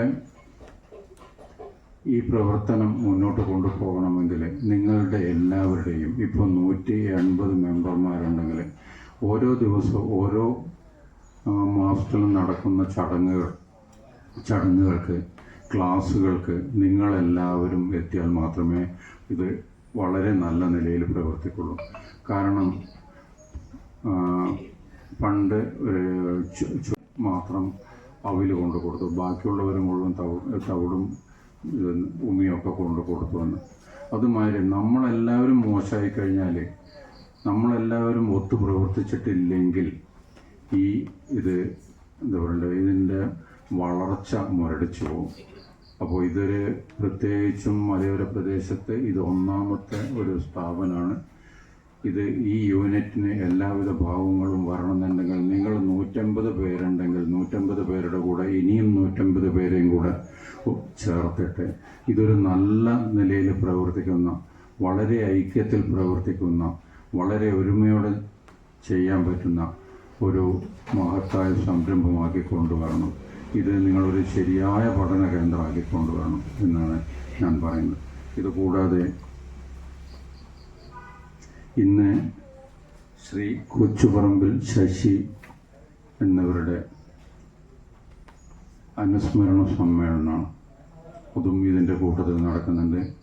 അദ്ദേഹം നമ്മുടെ ഈ പ്രദേശത്തിൻ്റെ ഒരു ഏറ്റവും നല്ല പ്രവർത്തനം കാഴ്ചവെക്കുന്ന ഒരു വ്യക്തിയായിരുന്നു. അകാലത്തിൽ പൊരിഞ്ഞു പോയതാണ്. അത് കൂടാതെ മാതൃസഭയുടെ ഉദ്ഘാടനം നടക്കുന്നുണ്ട്. മാതൃസഭ ശരിക്കും പറഞ്ഞാൽ ഇന്നത്തെ നിങ്ങളുടെ പങ്കാളിത്തം തന്നെ അതിന് ഏറ്റവും വലിയൊരു തെളിവാണ്. ഒരു മാസത്തിനുള്ളിൽ 180 പേരെ, അറ്റ്ലീസ്റ്റ് 150 പേരെ കണ്ടിട്ട് സംസാരിച്ചിട്ട് നിങ്ങൾ ഇതിലേക്ക് ചേർക്കണമെന്നുണ്ടെങ്കിൽ അതിനുവേണ്ടി പ്രവർത്തിച്ചവരെയാണ് ആദ്യം നമ്മൾ അനുമോദിക്കേണ്ടത്. നിങ്ങളെ ഒരു വഴിയിലേക്കാക്കി കൊണ്ടുവരാൻ വേണ്ടിയിട്ട് പ്രവർത്തിച്ച മന്മഥൻ സാറ്, മറ്റേ ഗോപാൽ വൈദ്യർ, ബാക്കി ഗോപാലകൃഷ്ണൻ, ഇങ്ങനെ കുറേ പേര് പ്രവർത്തിച്ചിട്ടുണ്ടാവും. ഇവരെ എത്ര മണിക്കൂറുകൾ, എത്ര വീടുകളിൽ, എത്ര പ്രാവശ്യം കയറിയിട്ടാണ് നിങ്ങളൊക്കെ ഇതിൽ അനുനയിക്കപ്പെട്ടത്, അല്ലെങ്കിൽ ഇതിലേക്ക് വരാൻ തീർച്ചപ്പെടുത്തത് എന്ന് നിങ്ങൾ തന്നെ ആലോചിച്ചാൽ മതി. നിങ്ങളുടെ പ്രവർത്തനമൊക്കെ വളരെ ഭംഗിയായി നടക്കണം.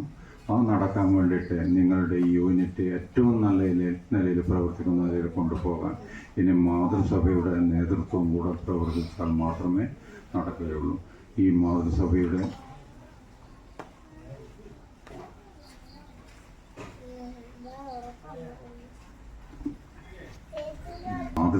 ഉദ്ഘാടനം ഞാൻ എൻ്റെ ഇതിൽ ഓർമ്മയിലുണ്ട്. അതായത് ഇന്നത്തെ മീറ്റിങ്ങിൻ്റെ ഉദ്ഘാടനം എന്നാണ് ഞാൻ വിചാരിച്ചിരുന്നത്. അപ്പം മാതൃസഭയുടെ ഉദ്ഘാടനം ഇത്രയും വലിയൊരു ചടങ്ങ് ചെയ്യാൻ മാത്രം ഞാൻ വരുതൊന്നുമല്ല. എന്നിരുന്നാലും എങ്ങനെയായാലും എൻ്റെ മനസ്സിൻ്റെ ഉള്ളിൽ തട്ടിക്കൊണ്ട് നിങ്ങളുടെ പ്രവർത്തനത്തിന് എല്ലാവിധ ഭാവുകങ്ങളും നേരുന്നു. നിങ്ങളുടെ ഈ മാതൃസഭ ഇവിടെ ഔദ്യോഗികമായി ഇന്ന് മുതൽ പ്രവർത്തനം ആരംഭിക്കുന്നുണ്ട്. നിങ്ങൾ ഉദ്ഘാടനം ചെയ്തതായി ഞാൻ പ്രഖ്യാപിക്കുകയും ചെയ്യുന്നു. കൂടാതെ മുഖ്യ പ്രഭാഷണത്തിന് ശാന്ത സുരേന്ദ്രൻ അവർ ഇവിടെ എത്തിയിട്ടുണ്ട്. അപ്പോൾ ഇത് എൻ്റെ ഈ വാക്കുകളും പാഴ്വാക്കുകളും കേട്ടിട്ട് നിങ്ങൾക്കൊരിതുമില്ല. നിങ്ങളെല്ലാവരും കേൾക്കാൻ വേണ്ടി ഉദ്ദേശിക്കുന്നതും കാത്തിരിക്കുന്നതും അവരുടെ വാക്കുകളെയാണ്. അപ്പോൾ ഞാൻ തൽക്കാലം എൻ്റെ വാക്കുകൾ നിർത്തുകയാണ്. എല്ലാവിധ മംഗളങ്ങളും ഭാവുകങ്ങളും പെരുമ്പുന്ന യൂണിറ്റിനും ഇന്ന് ആരംഭിച്ച മാതൃസമിതി എന്ന് വന്നുപോയത് നമ്മൾ അമ്പലത്തിൽ മാതൃസമിതിയാണ്, അതുകൊണ്ട് വന്നുപോയതാണ്. നിങ്ങൾക്കും എല്ലാ ഭാവങ്ങളും ആശംസിച്ചുകൊണ്ട് നിങ്ങളുടെ പ്രവർത്തനം നമ്മുടെ സമൂഹത്തിന് ഒരു മുതൽക്കൂട്ടായി മാറട്ടെ എന്ന് ആശംസിച്ചുകൊണ്ടും പ്രാർത്ഥിച്ചുകൊണ്ടും ഞാൻ ഇന്ന് എനിക്കിങ്ങനെ ഒരു അവസരം തന്നതിനെ നിങ്ങളെല്ലാവരോടും നന്ദിയുടെ വാക്കുകൾ അർപ്പിച്ചുകൊണ്ടും എന്നെ ക്ഷമിച്ച് തന്നെ വേറെ നന്ദി വാക്ക് പറഞ്ഞതുകൊണ്ടും ഞാൻ എൻ്റെ വാക്കുകൾ നിർത്തുന്നു. ജയ് ഭാരത്. പൂർത്തിയാക്കിയതിൻ്റെ പേരിൽ പേരാവൂരുള്ള പൗരസമിതി ഒരു വലിയ സ്വീകരണം നൽകിയിരുന്നു. പക്ഷെ നമ്മുടെ ഈ മഠത്തിൻ്റെ പേരിൽ ഒരു ചെറിയ കൊച്ചു സ്വീകരണം സ്വീകരിക്കണം എന്നാണ് ഞങ്ങളുടെ ആഗ്രഹം. അപ്പോൾ അതിന് ഷാൾ അണിയിക്കുന്നതിന് വേണ്ടി പുരുഷേട്ടൻ പറപ്പള്ളി അദ്ദേഹത്തെ ക്ഷണിക്കുകയാണ്.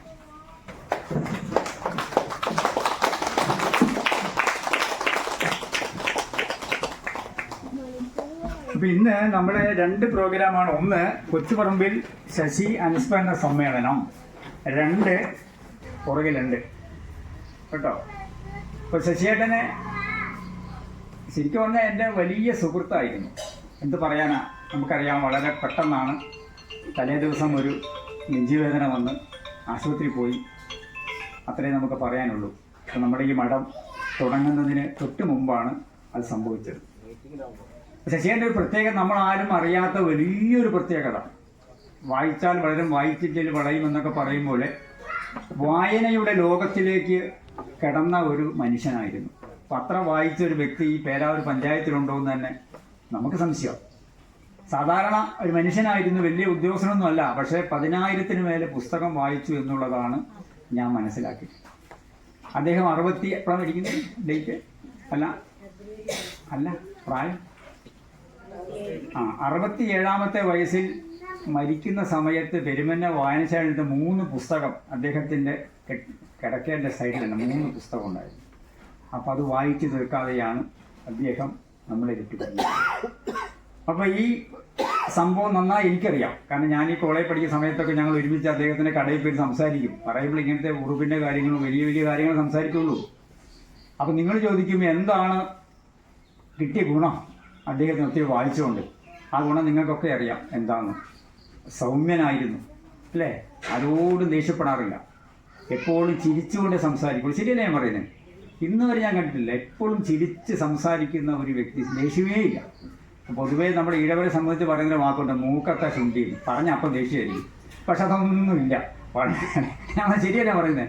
വളരെ ശാന്തനായിട്ട് കഴിഞ്ഞതിൻ്റെ ഒരു കാരണം ഈ വായനയാണ്. നല്ല വായന. ഞങ്ങളോട് പറഞ്ഞിരുന്നു ഞാൻ എന്തായാലും ഈ മഠത്തിലേക്ക് വരുന്നുണ്ട്, ഞാനും ഒരു കമ്മിറ്റി വരാമെന്നൊക്കെ സംസാരിച്ചതാണ് കുറച്ച് ദിവസം മുമ്പ് ബിനുവോട്. പക്ഷെ ഒന്നും സാധിച്ചില്ല. പക്ഷെ നമുക്കൊരു സന്തോഷമുണ്ട്. ഇതിൻ്റെ 14-ാം ദിവസം ഞാൻ വീട്ടിൽ ചെല്ലുകയാണ്. ശശിയേട്ടൻ്റെ ഓർമ്മയ്ക്കായിട്ട് നമുക്ക് എന്തെങ്കിലും ചെയ്യണം. അപ്പോൾ ഞങ്ങൾ ആവശ്യപ്പെട്ടത് അതുപോലെ, അതായത് നമ്മുടെ ഈ മലബാറിൽ ഞങ്ങൾ ധാരാളമുണ്ട്, അമ്പലങ്ങൾ, ക്ഷേത്രങ്ങൾ ഉണ്ട്. പക്ഷെ ഒരു സ്ഥലത്ത് പോലും അറിവ് പങ്കുവെക്കുന്ന ഒരു സംവിധാനം ഇല്ല എന്ന് പറഞ്ഞാൽ ഇല്ല. അത് തന്നെ. ഇപ്പൊ ഗുരുദേവന്റെ ഒരു പുസ്തകം വാങ്ങണം, എവിടെ പോകണം? ശിവഗിരി പോകണം. ഒരു നല്ല പുസ്തകമാണ് ഗുരുവായൂർ അമ്പലത്തിൽ പോകണം. ഞാൻ കേരളത്തിൽ ബുക്ക് സ്റ്റോൾ നടത്തിയ ആളാണ് 10-20 വർഷക്കാലം.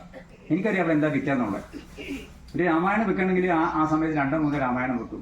ബൈബിൾ അനവധി വിൽക്കും. പക്ഷേ മറ്റ് നമ്മുടെ ഗ്രന്ഥങ്ങൾ വിൽപ്പന വളരെ കുറവാണ്. ഇപ്പോൾ കൊട്ടിയൂർ അമ്പലത്തിൽ തന്നെ ബുക്ക് സ്റ്റാൾ ഇല്ല, പൂക്കടകൾ മാത്രമേ ഉള്ളൂ. അപ്പം അറിവ് പങ്കുവെക്കാനുള്ള ഒരു സംവിധാനം നമുക്കുണ്ടാകണം. അതാണ് ഞാൻ ആവശ്യപ്പെട്ടത്.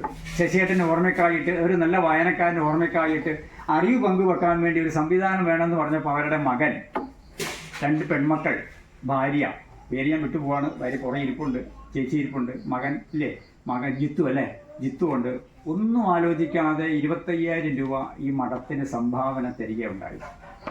ഈ 25,000 രൂപയാണ് ഞാനും സെക്രട്ടറി രാജീവ് ശിബിരി മഠത്തിൽ പോയി എല്ലാ തരം പുസ്തകങ്ങളും മേടിച്ച് ഞങ്ങൾ ഇവിടെ വന്നു. അതിൻ്റെ അകത്തിരിപ്പുണ്ട്. ഈ പുസ്തകം ഇനി ഞങ്ങൾ എല്ലാ വീടുകളിലും എത്തിക്കും. അതിനുള്ള സംവിധാനമാക്കിയിട്ടുണ്ട്.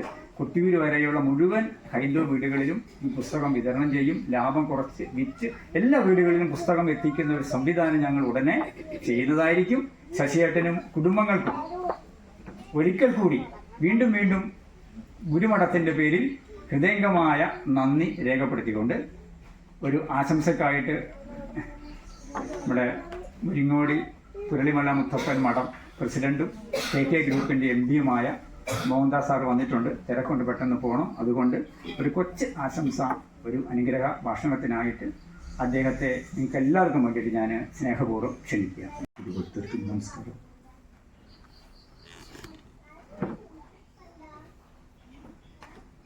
സാറ് എന്നോട് പറയുമ്പോൾ തന്നെ എന്നെ ഒഴിവാക്കണം, ഞാൻ അന്നത്തെ ദിവസം ഉണ്ടാവില്ല എന്ന് ആദ്യം പറഞ്ഞതായിരുന്നു. അങ്ങനെ എന്നെ വിളിക്കാൻ ഇന്നിവിടെ എത്തിപ്പെട്ടതാണ്. ഗുരുധർമ്മ പ്രചാരണ സഭയുടെ പെരുമണ്ണ യൂണിറ്റ് 1 മാസമേ ആയിട്ടുള്ളൂ എന്ന് ഞാനിപ്പോഴാണ് മനസ്സിലാക്കിയത്. എന്തായാലും ഇന്ന് ഈ മുൻപിൽ കാണുന്ന ഭക്തരെ കാണുമ്പോൾ തന്നെ അത് നല്ലതിനെ മുന്നോട്ട് പോകും, പിന്നെ അത് വിജയിക്കും എന്നുള്ളതൊരു സംശയമൊന്നും ഉള്ളതായിട്ട് തോന്നുന്നില്ല.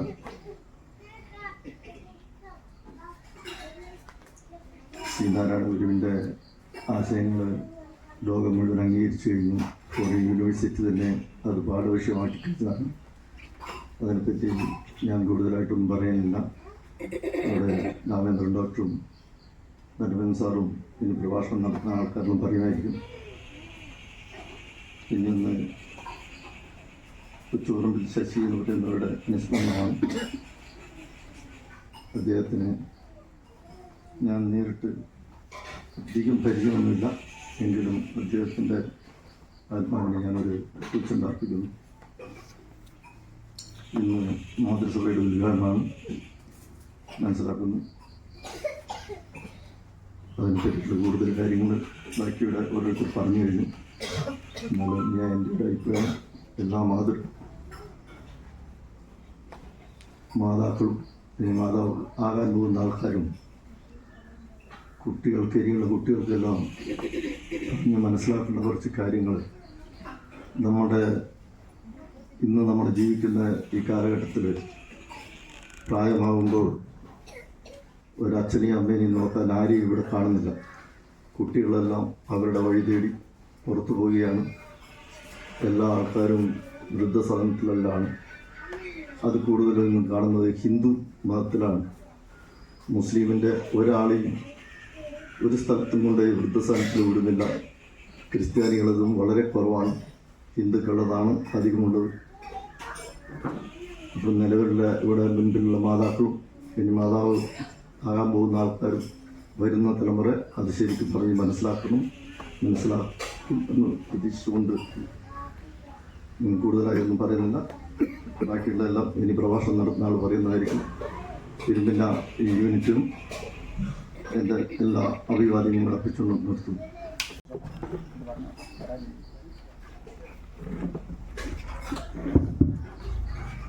ബഹുമാനപ്പെട്ട യോഗ അധ്യക്ഷൻ, പരിപാടിയുടെ ഉദ്ഘാടകനായിട്ടുള്ള പേരാവൂരിൻ്റെ ജനകീയ ഡോക്ടർ രാമചന്ദ്രൻ, ഇവിടെ സന്നിധരായിട്ടുള്ള മാന്യ വ്യക്തിത്വങ്ങളെ, സ്നേഹമുള്ള സഹോദരി സഹോദരന്മാർ,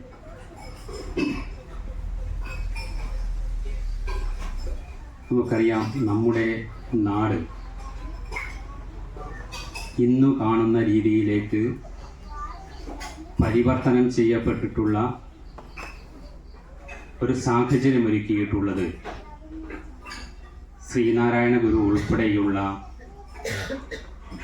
സാമൂഹ്യ പരിഷ്കർത്താക്കളുടെ ഇടപെടലുകളാണ് എന്നറിയാം. ഈ സാമൂഹ്യ പരിഷ്കർത്താക്കളിൽ എനിക്ക് തോന്നുന്നു ഏറ്റവും ജനകീയമായ ഒരാളായിരുന്നു ശ്രീനാരായണ ഗുരു എന്നുള്ളത്. മറ്റൊന്നുകൊണ്ടുമല്ല, നമ്മുടെ കുറേയേറെ സാമൂഹ്യ പരിഷ്കർത്താക്കളുണ്ട്. വാഗ്ബടാനന്ദൻ, അയ്യങ്കാളി, അതുപോലുള്ള ഒട്ടേറെ ആളുകൾ നമ്മുടെ നാട്ടിലുണ്ടായിട്ടുണ്ട്. പക്ഷെ അവരെല്ലാം ആശയങ്ങളോ സൂക്തങ്ങളോ നമ്മളോട് ചോദിച്ചാൽ നമുക്ക് പെട്ടെന്ന് പറയാൻ വേണ്ടി സാധിക്കില്ല. പക്ഷെ ശ്രീനാരായണ ഗുരു ഇതിനെ ജനകീയനാക്കിയിട്ടുള്ളത് അവരുടെ ആശയങ്ങൾ ഇന്ന് ഏത് കൊച്ചു കുട്ടികളോടും, അങ്ങനെ പറയാൻ വേണ്ടി സാധിക്കൂ എന്നറിയില്ല, നമ്മുടേത് പോലുള്ള തലമുറകളോട് ചോദിച്ചാൽ ഒന്നിലേറെ സൂക്തങ്ങൾ അവർ പറഞ്ഞു തരാൻ വേണ്ടി സാധിക്കും. ഒരു ജാതി, ഒരു മതം, ഒരു ദൈവം, മനുഷ്യൻ എന്നും, മതമേതായാലും മനുഷ്യൻ നന്നായാൽ മതി എന്നുമെല്ലാമുള്ള ഒട്ടേറെ ആശയങ്ങൾ നമുക്ക് ചെയ്യാൻ വേണ്ടി സാധിക്കും. ഒരു ഏകലോക സങ്കല്പം അല്ലെ മുന്നോട്ട് വെച്ചിട്ടുള്ള ഒരു പ്രധാനിയായിരുന്നു. ഗുരുവിന്റെ ഒരു സങ്കല്പവും ആശയങ്ങളും എല്ലാം എന്ന് പറയുന്നത് നമ്മുടെ എല്ലാം സങ്കല്പങ്ങൾക്കെല്ലാം എത്രയോ മുകളിലാണ്. അവിടെ ജാതിക്കോ മതത്തിനോ മറ്റ് ഭാഷകൾക്കോ ഒന്നും തന്നെ ഒരു പ്രാധാന്യവുമില്ല. അതിനപ്പുറത്തേക്ക് യഥാർത്ഥത്തിൽ മനുഷ്യന് പോലുമില്ല. മനുഷ്യ കേന്ദ്രീകൃതമേ അല്ല ഈ സമൂഹം, അല്ലേ? അങ്ങനെയല്ല, നിങ്ങൾ പ്രാർത്ഥനയിലൊക്കെ അങ്ങനെയൊക്കെ പറയുന്നുണ്ടെന്ന് തോന്നുന്നു. മനുഷ്യ കേന്ദ്രീകൃതമേ അല്ല. അവിടെയാണ് നമ്മൾ മനസ്സിലാക്കേണ്ടത്, ഈ ലോകത്തെയെല്ലാം ഒരു സമഭാവനയോടുകൂടി കാണുവാൻ വേണ്ടി സാധിച്ചിട്ടുള്ള ഒരു സാമൂഹ്യ പരിഷ്കർത്താവായിരുന്നു ശ്രീനാരായണ ഗുരു എന്നുള്ളത്.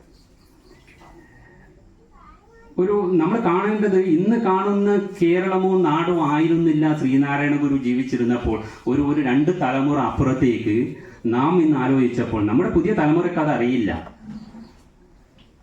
അല്ലേ? നമ്മുടെ ഒരു 2 തലമുറ അപ്പുറത്തേക്ക് നമ്മുടെ അച്ഛൻ്റെ ഒരു കാലഘട്ടം എന്തായിരുന്നു? ഇങ്ങനെയൊരു യോഗം ചേരാൻ ഉള്ള ഒരു ഭൗതികമായ സാഹചര്യം എന്നുണ്ടായിരുന്നു. ജാതീയപരമായി വേർതിരിവുകളുള്ള, അല്ലെ, ഒന്നിച്ചു ചേർന്ന് നിൽക്കുവാനുള്ള സാധിക്കാത്ത ഒരു ഭൗതിക സാഹചര്യം എന്നുണ്ടായിരുന്നില്ലേ? അധികം നമ്മുടെ വഴികളിലൂടെ ജാതിയിൽ താഴ്ന്നവന് പോലും നടന്നു പോകാൻ വേണ്ടി സാധിക്കാത്ത ഒരു ഭൗതിക സാഹചര്യം നിലനിന്നിരുന്നു. ഇതെങ്ങനെ മാറിയത്? ഇത് ഇത്തരം സാമൂഹ്യ പരിഷ്കർത്താക്കളുടെ നിരന്തരമായ ഇടപെടലുകളുടെയും പ്രചരണത്തിന്റെയും എല്ലാം ഭാഗമായിട്ട് നമ്മുടെ രാജ്യത്ത് പല സംസ്ഥാനങ്ങൾക്കകത്തും എന്നും ഈ ജാതി വ്യവസ്ഥയും മറ്റു അന്ധവിശ്വാസങ്ങളും അനാചാരങ്ങളും എല്ലാം കൊടികുത്തി വാഴുകയാണ്. ഒരു കാലത്ത് സ്വാമി വിവേകാനന്ദൻ കേരളത്തിൽ വന്നിട്ട് ഈ നാടിനെ നോക്കി പറഞ്ഞത് ഇതൊരു ഭ്രാന്താലയമാണ് എന്നാണ്. അവിടെ ആയിരുന്നു ഈ നാട്. അവിടെ നിന്ന് ഇങ്ങോട്ട് ഇത്തരം ഒട്ടേറെ നവോത്ഥാന നായകന്മാരുടെ ഇടപെടലുകളുടെ ഭാഗമായിട്ടാണ് ഈ നാട് ഇന്ന് കാണുന്ന നാടായി മാറിയിട്ടുള്ളത് എന്ന് നാം കാണേണ്ടതുണ്ട്. അങ്ങനെ വരുമ്പോൾ നമ്മൾ ആലോചിക്കേണ്ടത് ഈ നാടിനെ തിരിഞ്ഞു നടക്കുവാൻ ഗൗരവമായി ആലോചിക്കണം. വീണ്ടും അന്ധവിശ്വാസങ്ങളും അനാചാരങ്ങളും എല്ലാം അല്ലെങ്കിൽ മറ്റു ജാതി ചിന്തകളെല്ലാം നമ്മുടെ മനസ്സിനകത്തേക്ക് കയറി വരുമ്പോൾ ഇത്തരം സാമൂഹ്യ പരിഷ്കർത്താക്കളുടെ ഇടപെടലുകൾ ഉണ്ടായിട്ടുണ്ട് എന്ന് നാം കാണേണ്ടതുണ്ട്. എനിക്ക് തോന്നുന്നു ശ്രീനാരായണ ഗുരു എന്ന് പറയുന്ന അല്ലെങ്കിൽ ശ്രീനാരായണ ഗുരു മഠം എന്ന് പറയുന്നത് ഏതെങ്കിലും ഒരു പ്രത്യേക വിഭാഗത്തിൻ്റെത് മാത്രമായി തീരേണ്ടുന്ന ഒന്നല്ല. അത് ജാതിക്കും മതത്തിനും എല്ലാം അപ്പുറത്തേക്ക് മനുഷ്യ നന്മ മുൻനിർത്തിയുള്ള ഒരു സംവിധാനമായി ഇതിനെ മാറ്റിയെടുക്കണം. ഇവിടെ സൂചിപ്പിച്ചിട്ടുണ്ട്, ഇവിടെ പിന്നെ പുതിയ എന്താ പറയുക, ഇത് കൂടുതൽ വളർച്ചയുടെ പാതയിലേക്ക് മുന്നേറാൻ വേണ്ടി പോവുകയാണ്. അങ്ങനെ മുന്നേറുമ്പോൾ അത് ഏതെങ്കിലും ഒരു പ്രത്യേക വിഭാഗം എന്നതിനപ്പുറത്തേക്ക് യഥാർത്ഥ ശ്രീനാരായണ ഗുരുവിന്റെ സങ്കല്പം എന്താണോ ആ നിലയിലേക്ക് നമുക്കിതിനെ വളർത്തിക്കൊണ്ടുവരാൻ വേണ്ടി സാധിക്കേണ്ടതുണ്ട്. നമ്മുടെ ഒരു മേഖല എന്ന് പറയുന്നത് സാംസ്കാരിക രംഗത്ത് ഏറെ പിന്നോക്കം നിൽക്കുന്നതാണ്.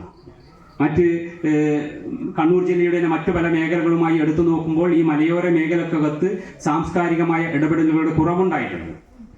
പ്രത്യേകിച്ച് നമ്മുടെ പെരുമുന്നയായാലും മടപ്പുറച്ചാലായാലും അത്രത്തോളമൊന്നും സാംസ്കാരിക രംഗത്ത് മുന്നോട്ട് പോകാൻ വേണ്ടി സാധിക്കാത്ത സാഹചര്യമാണ്. ആ സമയത്ത് ആ ഒരു സന്ദർഭത്തിൽ തന്നെയാണ് നമ്മളിപ്പോൾ ആലോചനയുടെ ഭാഗമായിട്ടാണ് ഇപ്പോൾ പെരുമുന്നയിൽ ഇപ്പോൾ ഒരു വായനശാല ഉണ്ടാക്കിയിട്ടുള്ളത്. നമുക്കറിയാം, പിന്നെ അവിടെ ഒട്ടേറെ പുസ്തകങ്ങൾ, ഒരു 600-ഓളം ബുക്കുകളുടെ ഒരു കേന്ദ്രമായി അതിനെ മാറ്റിയെടുക്കാൻ വേണ്ടി സാധിച്ചിട്ടുണ്ട്.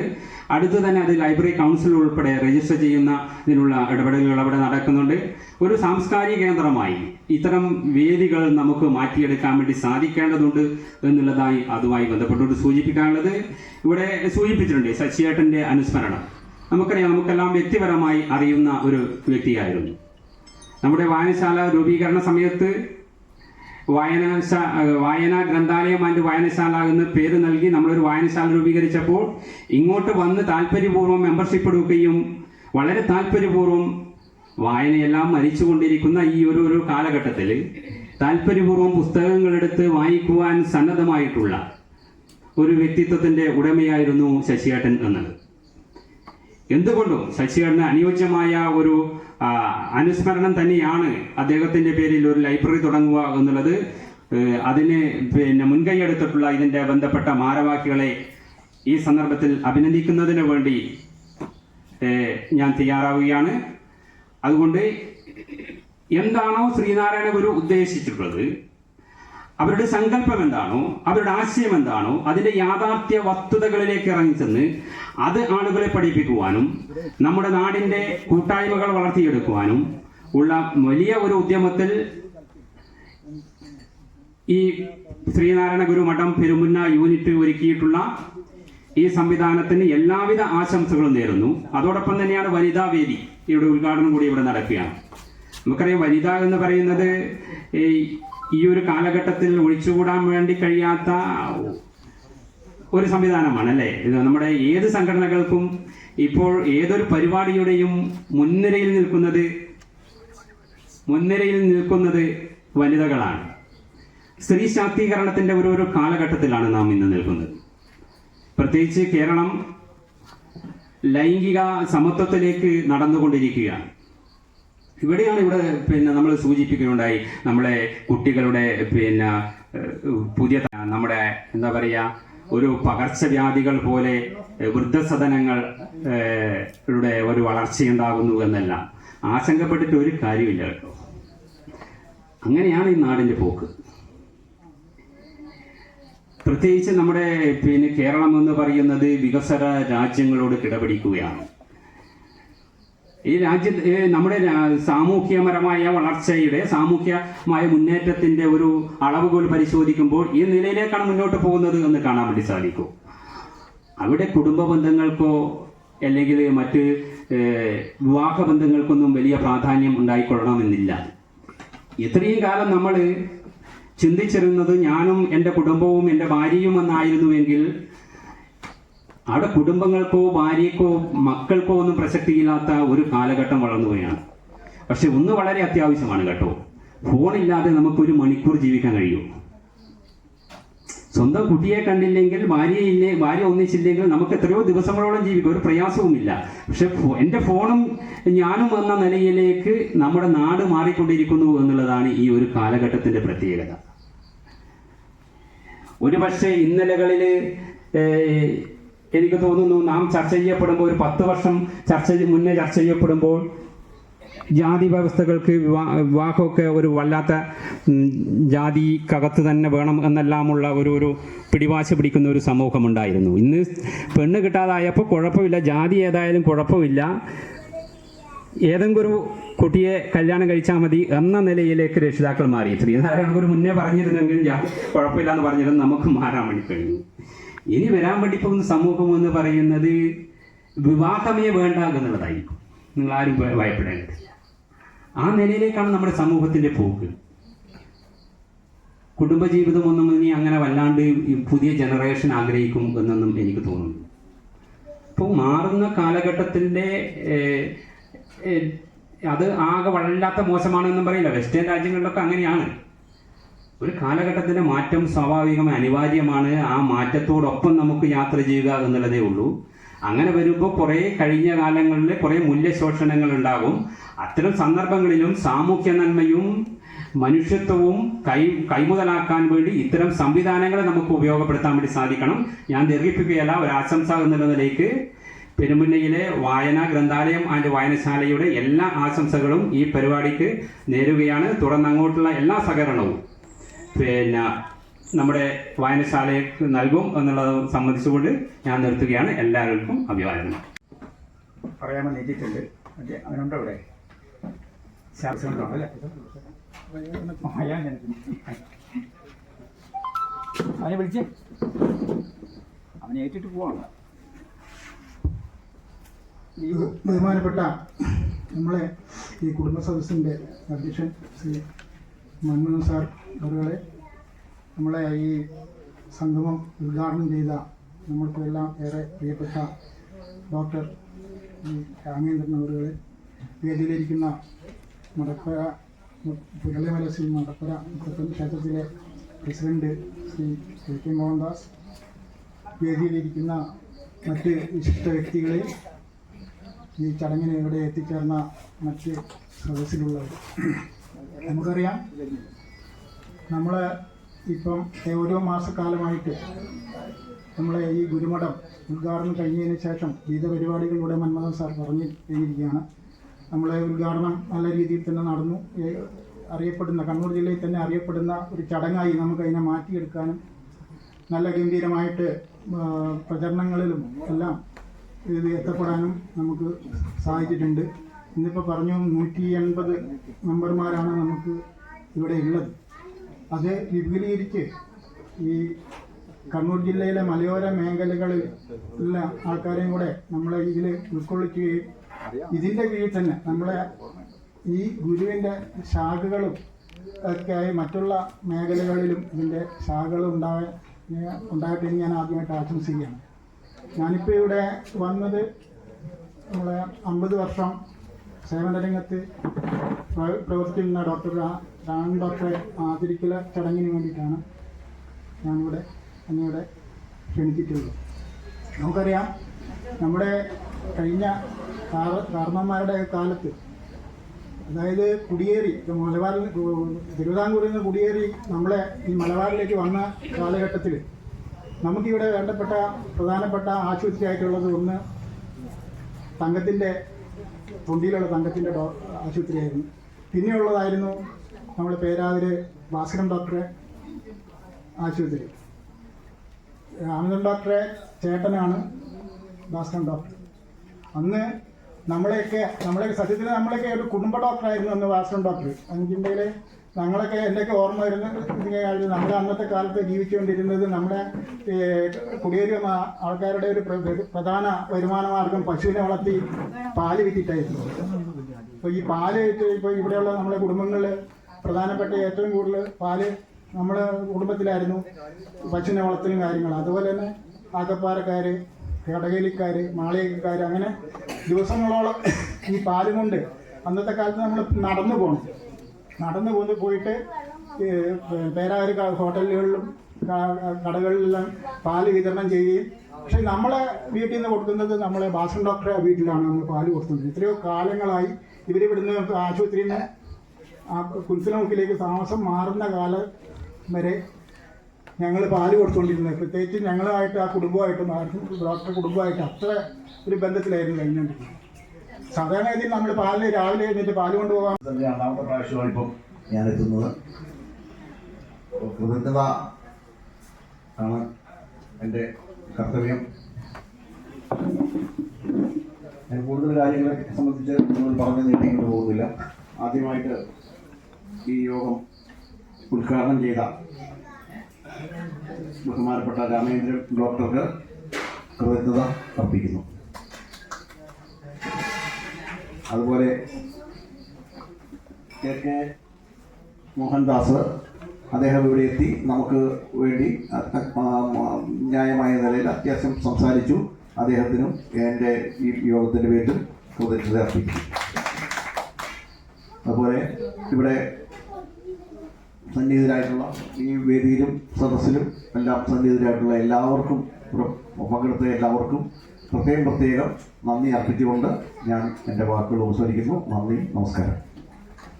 യോഗവും ഇവിടെ ഉദ്ഘാടനം ചെയ്യപ്പെട്ടു. അതോടൊപ്പം തന്നെ നമ്മുടെ മാതൃവേദിയുടെ ഉദ്ഘാടനവും ഇന്നിവിടെ നടത്തപ്പെടുന്നുണ്ട്. വിവിധ വായനശാലകളിൽ നിന്ന് എത്തിയ പ്രതിനിധികൾ ഇവിടെ സംസാരിക്കുകയുണ്ടായി. നമ്മുടെ മാതൃവേദിയുടെ ഉദ്ഘാടനം ഇന്ന് ഡോക്ടർ വി രാമചന്ദ്രൻ ഉദ്ഘാടനം ചെയ്യപ്പെട്ടുണ്ടായി. നമ്മുടെ അമ്മമാരുടെ ഒരു കൂട്ട സംഘടനയാണ് ഇന്നിവിടെ ഒരുക്കിയിരിക്കുന്നത്. അതിനെക്കുറിച്ചൊക്കെ കൂടുതലായിട്ട് സംസാരിക്കാൻ ഇവിടെ ആളുണ്ട്. ആദ്യമായിട്ട് നമ്മുടെ അധ്യക്ഷ സ്ഥാനത്തിരിക്കുന്നത് നമ്മുടെ കവിതാക്ഷി ടീച്ചറാണ്. ടീച്ചറെ നമുക്ക് എല്ലാവർക്കും അറിയാം, ഒത്തിരി തിരക്കുള്ള ഒരു ആളാണ് ടീച്ചർ. എന്ത് ആവശ്യത്തിന് വിളിച്ചാലും ഒന്നരാടം ദിവസം എന്നെ വിളിച്ചിട്ട് പറയും, എന്തെങ്കിലും ആവശ്യം ഉണ്ടെങ്കിൽ നീ എന്നെ വിളിച്ചാൽ മതി, ഞാൻ ദൂരത്താണെങ്കിലും എന്ത് ആവശ്യത്തിന് വിളിച്ചാലും എത്തിച്ചേരുമെന്നുള്ളൊരു അറിയിപ്പ് ടീച്ചർ എന്നും വിളിച്ച് പറയാറുണ്ട്. അപ്പോൾ അങ്ങനെ ഒരു ടീച്ചറെ പോലെ ഒരാളെ നമ്മുടെ ഈ മാതൃസമിതിയുടെ പ്രസിഡന്റ് സ്ഥാനത്ത് കിട്ടി നമുക്ക് ഒത്തിരി അനുഗ്രഹമാണ്. അപ്പോൾ ടീച്ചറെ ഒത്തിരി സ്നേഹത്തോടു കൂടി, അതിലേറെ ബഹുമാനത്തോടു കൂടി ഈ വേദിയിലേക്ക് സ്വാഗതം ചെയ്യാം. നല്ലൊരു കയ്യിൽ കൊടുത്ത് ടീച്ചർ അങ്ങനെ വരുന്നതാണ്. അതുപോലെ തന്നെ ഇന്ന് നമ്മുടെ മുഖ്യ പ്രഭാഷണം നടത്താൻ എത്തിയത് തളിപ്പറമ്പിൽ നിന്നുള്ള ശ്രീമതി ശാന്ത സുരേന്ദ്രനാണ്. GDPSന്റെ ജില്ലാ പ്രസിഡന്റ് കൂടിയാണ്. ചേച്ചിയും വിളിച്ചപ്പോഴും ഈ നമ്മുടെ ഈ ക്ഷണം ഒത്തിരി സന്തോഷത്തോടു കൂടിയാണ് സ്വീകരിച്ചത്. ഒത്തിരി തിരക്കുണ്ടെന്ന് പറഞ്ഞിട്ടും നമ്മുടെ ഈ ക്ഷണം സ്വീകരിച്ച് ഇവിടെ എത്തിച്ചേർന്നിരിക്കുന്നു. അതിനൊരു നല്ലൊരു പ്രഭാഷണം ചേച്ചിയിൽ നിന്ന് നമ്മൾ കേൾക്കുന്നതായിരിക്കും. അപ്പം നമ്മുടെ ക്ഷണം സ്വീകരിച്ചുകൂടി എത്തിച്ചേർന്ന ശാന്ത ചേച്ചിയും ഒത്തിരി സ്നേഹത്തോടു കൂടി ബഹുമാനത്തോടു കൂടി സ്വാഗതം ചെയ്യുന്നു. അടുത്തതായിട്ട് ഇന്നിവിടെ ഗുരുകൃതി ആലാപിക്കാൻ വേണ്ടി നമ്മുടെ ശൈലജ ടീച്ചർ എത്തിയിട്ടുണ്ട്. ഗുരുവിൻ്റെ തത്വങ്ങളും കൃതികളും എല്ലാം നന്നായിട്ട് പഠിച്ച് മനസ്സിരുത്തി വെച്ചിട്ട് നമുക്ക് എല്ലാ ദിവസവും രാവിലെ ക്ലാസ് ഞാനും കേൾക്കുന്നുണ്ട്. അങ്ങനെ ഒരു ടീച്ചറെ കിട്ടിയതും നമ്മുടെ ഭാഗ്യം തന്നെയാണ്, ഗുരുവിൻ്റെ എല്ലാ കാര്യങ്ങളും അറിയാൻ വേണ്ടി. അപ്പോൾ ടീച്ചർ ഇന്ന് ഇവിടെ എത്തിച്ചേർന്നിട്ടുണ്ട്. അപ്പോൾ ടീച്ചറെ നമുക്ക് ഒത്തിരി സ്നേഹത്തോടു കൂടി ഈ വീട്ടിലേക്ക് സ്വാഗതം ചെയ്യാം. അടുത്തായിട്ട് ആശംസ അറിയിക്കാൻ ഇന്നിവിടെ എത്തിയിട്ടുണ്ട് ശ്രീമതി വത്സല പത്മദാസ്, ഉള്ളി ജില്ലാ കമ്മിറ്റിയിൽ അംഗം കൂടിയാണ്. ചേച്ചിയും ഈ വേദിയിലേക്ക് സ്വാഗതം ചെയ്യുന്നു. അതുപോലെ ഇന്ന് 2-3 കുഞ്ഞുമക്കൾ ഇവിടെ പാട്ടുപാടാൻ എത്തിയിട്ടുണ്ട്. അവന്തിക, അഭിനന്ദ, ചിന്മയിന്ന് എത്തിയിട്ടില്ല, എന്താ എക്സാം ഉണ്ടെന്ന് പറഞ്ഞിട്ട് എത്താൻ സാധിച്ചില്ല. അവരെ ഇങ്ങനെ ഇതിലേക്ക് വിട്ട അമ്മമാരെയും ഒത്തിരി നമ്മൾ ഇതറിയിക്കുന്നുണ്ട്. അവരെ ഈ വേദിയിലേക്ക് നമ്മൾ സ്വാഗതം ചെയ്യുന്നു.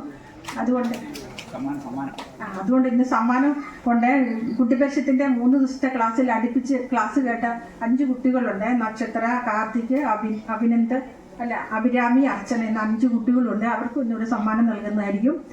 പിന്നെ അതുപോലെ തന്നെ ഇന്ന് നന്ദി അർപ്പിക്കാൻ എത്തിയത് ആശാ മന്മഥനാണ്, ജില്ലാ കമ്മിറ്റി അംഗവും കൂടിയാണ്. ചേച്ചിയെ ഈ വേദിയിലേക്ക് സ്വാഗതം ചെയ്യുന്നു. അതോടൊപ്പം തന്നെ ഇന്ന് ഇവിടെ എത്തിച്ചേർന്നിരിക്കുന്ന എല്ലാ അംഗങ്ങളെയും അതുപോലെ ഇന്ന് അവിടെ എത്തിച്ചേർത്തിരിക്കുന്ന എല്ലാ അംഗങ്ങളെയും ഈ നമ്മുടെ മാതൃസമിതിയുടെ ഉദ്ഘാടന വേളയിലേക്ക് സ്വാഗതം ചെയ്തുകൊണ്ട് അധ്യക്ഷനെ പങ്കജാഷ് ടീച്ചറിനെ ക്ഷണിച്ചുകൊണ്ട് നിർത്തുന്നു. ഓം ശ്രീനാരായണ ഗുരുവേ നമഃ. വേദിയിലും സദസ്സിലുമുള്ള മഹത് വ്യക്തിത്വങ്ങളെ.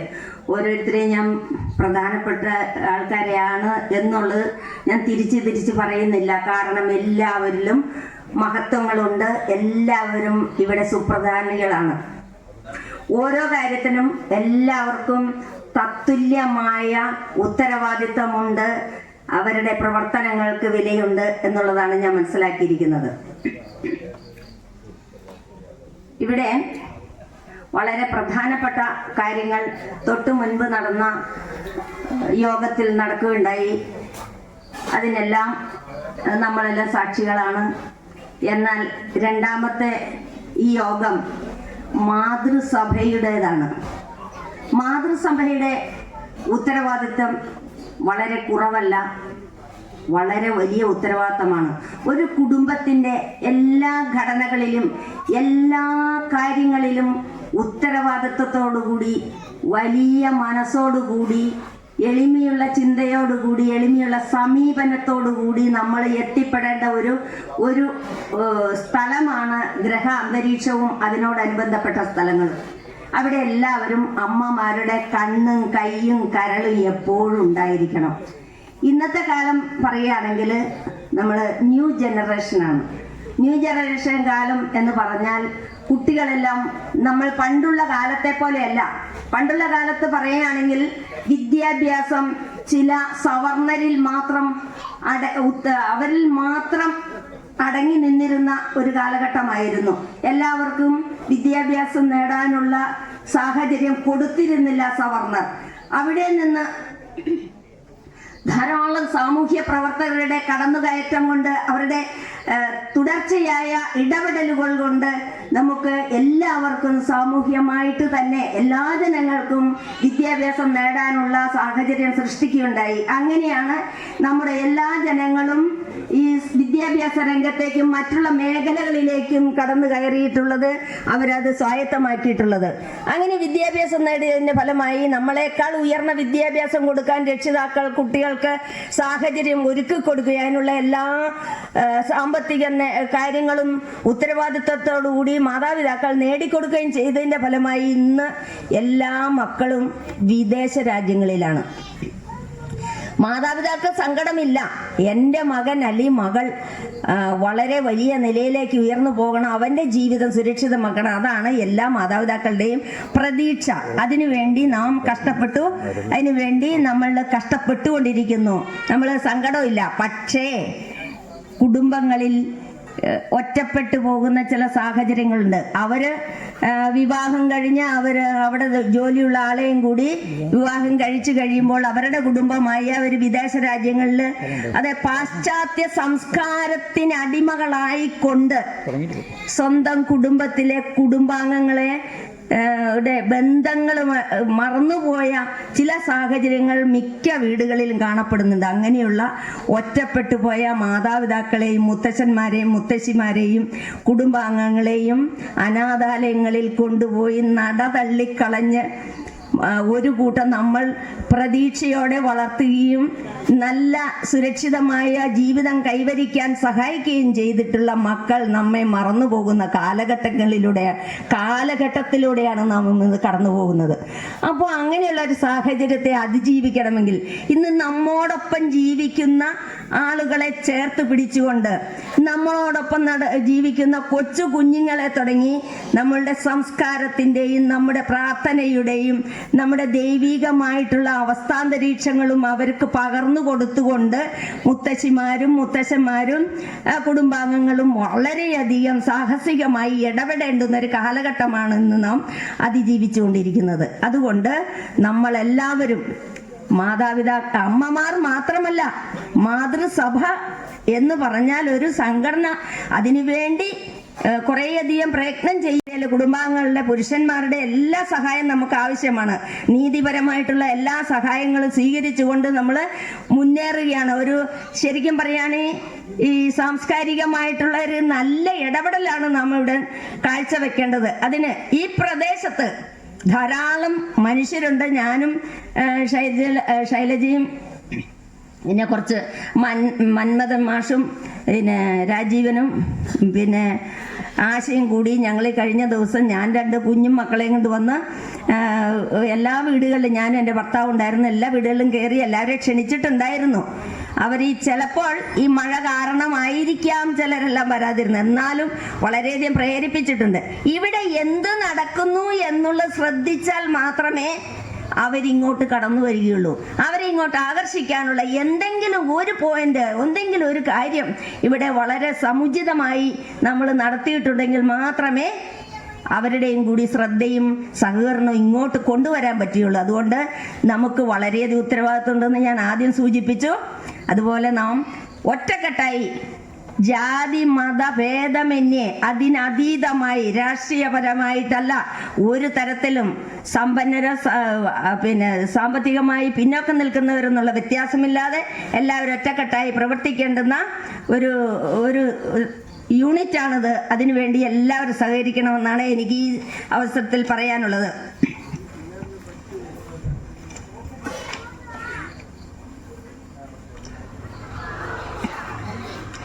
ഇനി മറ്റൊന്ന് പറയാനുള്ളത്, നമ്മുടെ സമൂഹത്തിൽ ആരെങ്കിലും മരിച്ചാലും ജനിച്ചാലും എന്തെങ്കിലും ഒരു പ്രത്യേക ആഘോഷം നടക്കുമ്പോഴും മദ്യവും മയക്കുമരുന്നും ഇല്ലാത്ത കാര്യമില്ല. അത് ഒഴിച്ചുകൂടാൻ പറ്റാത്ത ഏതോ ഒരു ഭാഗമാണെന്ന് മിഥ്യാബോധം. എന്നാൽ മിഥ്യാബോധം ജനങ്ങളിൽ വന്നുകൂടിയിട്ടുണ്ട്. അത് ചെറുപ്പക്കാരായ ചെറിയ കുട്ടികളിലേക്ക് വരെ പകർന്നിട്ടുണ്ട്. അതിനെ നമുക്ക് നമ്മുടെ സമൂഹത്തിൽ നിന്ന് തുടച്ചു നീക്കേണ്ട ഉത്തരവാദിത്തം അമ്മമാർക്ക് തന്നെയാണ് ഏറ്റവും കൂടുതൽ ഉത്തരവാദിത്തം.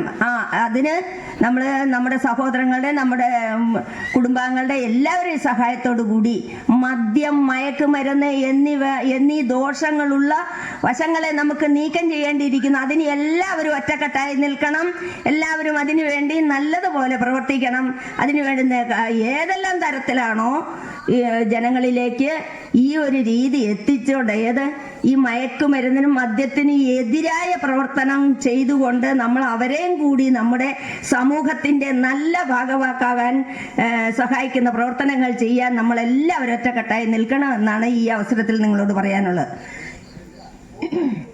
ഇനി മറ്റൊരു, ഞാൻ മന്മഥൻ മാഷിനോട് ഒരു പുസ്തകം മേടിച്ചു. അതെനിക്ക് കംപ്ലീറ്റ് ഒന്നും വായിക്കാൻ പറ്റിയില്ല. 1 പേജ് 2 പേജ് 3 പേജ് വായിക്കുമ്പോൾ എൻ്റെ സംശയം വർദ്ധിക്കുകയും വീണ്ടും പിന്നോട്ട് ഞാൻ പോയി എൻ്റെ സംശയം ദൂരീകരിക്കുകയും ചെയ്യുകയാണ്. ശ്രീനാരായണ ഗുരുസ്വാമിയുടെ ജീവചരിത്രമാണ് ഞാൻ വാങ്ങിയ പുസ്തകം. പിന്നെ പ്രാർത്ഥനാ പുസ്തകമാണ്.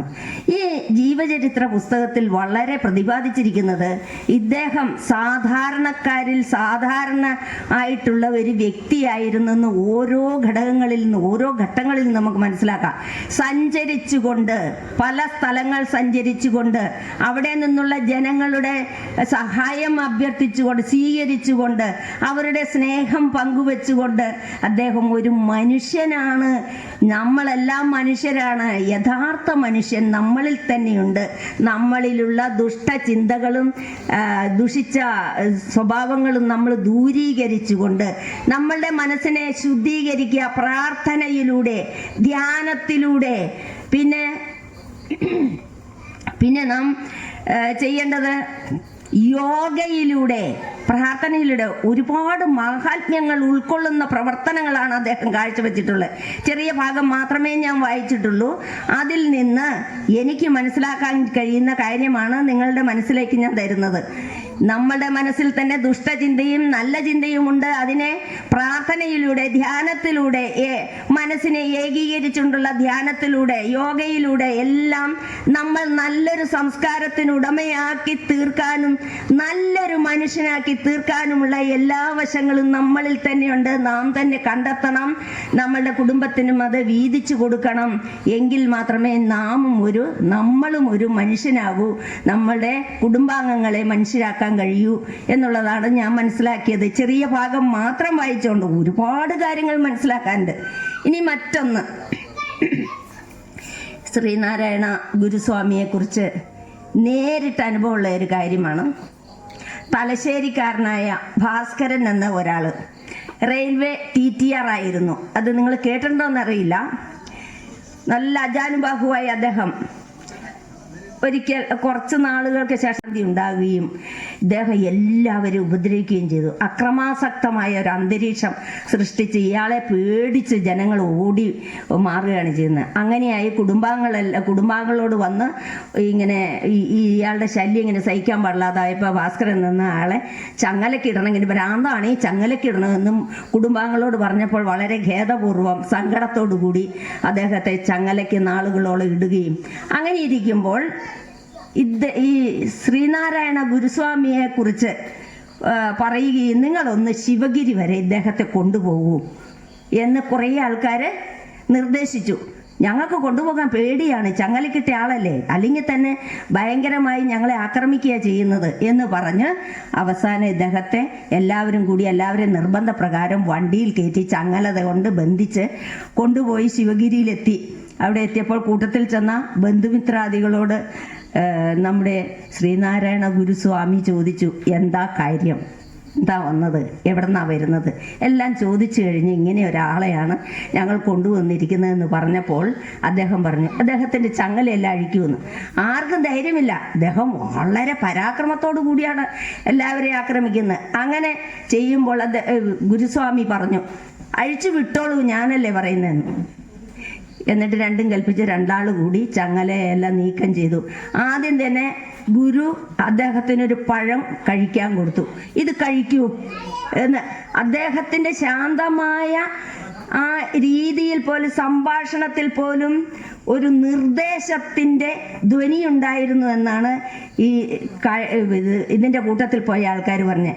അപ്പോൾ അത് വേഗം തന്നെ വാങ്ങി ആ പഴം കഴിച്ചു കഴിഞ്ഞിട്ട് ഇനി ഇദ്ദേഹത്തെ ബന്ധിക്കണ്ട, നിമിഷം നേരം അദ്ദേഹത്തോട് സംസാരിച്ചു, ഇനി ഇദ്ദേഹത്തെ കൊണ്ടുപോയിക്കോളൂ, ഒന്നും ഭയപ്പെടണ്ട. കൊണ്ടുപോയ ആൾക്കാരെല്ലാവരും ഭയത്തോടു കൂടിയാണ്, ചങ്ങലയ്ക്കൊന്നും ഇട്ടിട്ടില്ല അങ്ങനെയുള്ള ആൾ. പക്ഷേ അദ്ദേഹം തിരിച്ച് വീട്ടിലെത്തിയ നല്ല ഓർമ്മശക്തി നല്ല കഴിവുമുള്ള ആദ്യത്തെ ആ നല്ല വ്യക്തിയെ പോലെ തന്നെയായി തീർന്നു എന്നുള്ളതാണ് ഒരു സംഭവ കഥയാണത്. തലശ്ശേരിയിൽ നിന്ന് എനിക്ക് കേൾക്കാൻ കഴിഞ്ഞ ഒരു ആള് പറഞ്ഞതാണ്. ഭാസ്കരൻ എന്നുള്ള പറയുന്ന ആള് റെയിൽവേയിൽ ജോലി ചെയ്തിരുന്ന അദ്ദേഹത്തെക്കുറിച്ച് അനുഭവ കഥയാണത്. അപ്പൊ ഇത്രമാത്രം മഹത്വമുള്ള ആ വലിയ ശക്തിയെ ആദരിക്കാൻ, അദ്ദേഹത്തെ ബഹുമാനിക്കാൻ, അദ്ദേഹത്തെക്കുറിച്ച് ചിന്തിക്കാൻ നമ്മൾ എന്തിന് മറ്റു സ്ഥലങ്ങളിലേക്ക് പോകണം? ഇവിടെ തന്നെയല്ലേ നമുക്ക് ഇവിടെ ആശ്രയമുള്ളത്. ആശ്രയമുള്ള സ്ഥലത്ത് ഇനിയും നിങ്ങളുടെ കുടുംബാംഗങ്ങളെല്ലാം കൂട്ടിക്കൊണ്ട് വന്ന് എന്തെല്ലാം കാര്യങ്ങൾ ഇനിയുണ്ട് നമുക്കിവിടെ. ഒരുപാട് കാര്യങ്ങളുണ്ട് ഇവിടെ നടത്താൻ. നല്ല നല്ല ക്ലാസ്സുകൾ, പുസ്തകങ്ങൾ വായിക്കാൻ സമയം കിട്ടാറില്ലായിരിക്കും, എന്നാൽ നല്ല നല്ല ക്ലാസ്സുകൾ. കഴിഞ്ഞ പ്രാവശ്യം മഞ്ഞളാമ്പുറത്തുള്ള ഒരു കുട്ടി ഇവിടെ വന്ന് നല്ലൊരു ക്ലാസ് എടുത്തു. അതിൽ നിന്ന് നാം മനസ്സിലാക്കാത്ത ഒരുപാട് കാര്യങ്ങളുണ്ട്. സമചിത്തതയോടുകൂടി എത്ര വന്നിട്ട് എനിക്ക് സമചിത്തത നിലനിർത്താൻ കഴിഞ്ഞില്ല. നേരത്തെയൊക്കെ കഴിയായിരുന്നു. 1ാം ക്ലാസ്സിൽ 8 വർഷം എന്നെ ഇട്ടത് അമർത്തണ. എനിക്ക് നല്ല സമചിത്തയുണ്ട്, നല്ല സ്നേഹം ഉണ്ടായിരുന്നു. പക്ഷെ ഇപ്പൊ ഈ 2 കുഞ്ഞു മക്കളാണ്, 3.5 വയസ്സും 6 വയസ്സുള്ള 2 പിള്ളേരെ എനിക്ക് നിയന്ത്രിക്കാൻ കഴിയുന്നില്ലാത്ത പോലെ. പക്ഷെ ഞാൻ ചിന്തിച്ചു, ഈ കുട്ടി പറഞ്ഞ് എന്തായിരുന്നു അദ്ദേഹത്തിന്റെ പേര്, ക്ലാസ് എടുക്കാൻ വന്ന മണത്തൻ കേരളത്തുള്ള സാജൻ പറഞ്ഞപ്പോൾ ഞാൻ വിചാരിച്ചു എന്തുകൊണ്ട് നമുക്ക് സാധിക്കില്ല. തന്ത്രപൂർവമാണ് ഞാനിപ്പോൾ 2 മക്കളെയും കൈകാര്യം ചെയ്യുന്നത്, തന്ത്രപൂർവം. ഇത് സാജന്റെ ഈ സംഭാഷണത്തിൽ നിന്ന് ഇതുപോലെ നല്ല നല്ല ക്ലാസ്സുകൾ ലഭിച്ചാൽ തീർച്ചയായും നമുക്കെല്ലാവർക്കും നമ്മുടെ ഈ രോഷം അടക്കിക്കൊണ്ട് നമ്മുടെ സമചിത്തതയോടുകൂടി നമ്മുടെ കുടുംബം നിലനിർത്താൻ കഴിയും, നമ്മുടെ സമൂഹത്തിന് നല്ല നിലയിലേക്ക് കൊണ്ടുവരാൻ സാധിക്കുമെന്നാണ് ഈ അവസരത്തിൽ എനിക്ക് നിങ്ങളോട് പറയാനുള്ളത്. ഇനി നമുക്ക് മുഖ്യ പ്രഭാഷണം നടത്താൻ വേണ്ടി മിസ്സിസ് ശാന്ത അവർ ഇവിടെ എത്തിയിട്ടുണ്ട്.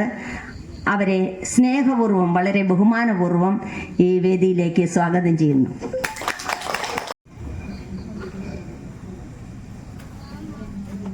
ഗുരു തൃപാദങ്ങളിൽ സാഷ്ടാംഗം പ്രണമിച്ചുകൊണ്ട് ഭഗവാൻ ശ്രീനാരായണ ഗുരുദേവനിൽ തുടങ്ങി ദിവശ്രീ ബോധാനന്ദ സ്വാമികളിലൂടെ ശ്രീമദ് ശിവലിംഗദാസ സ്വാമികളിൽ വഴി ഇന്ന് ശിവഗിരി മഠാധിപതി ശ്രീമദ് സച്ചിദാനന്ദ സ്വാമികളിൽ വരെ എത്തി നിൽക്കുന്ന സന്യാസി പരമ്പരയെ ശിരസ നമിച്ചുകൊണ്ട് എല്ലാവർക്കും എൻ്റെ സ്നേഹവന്ദനം.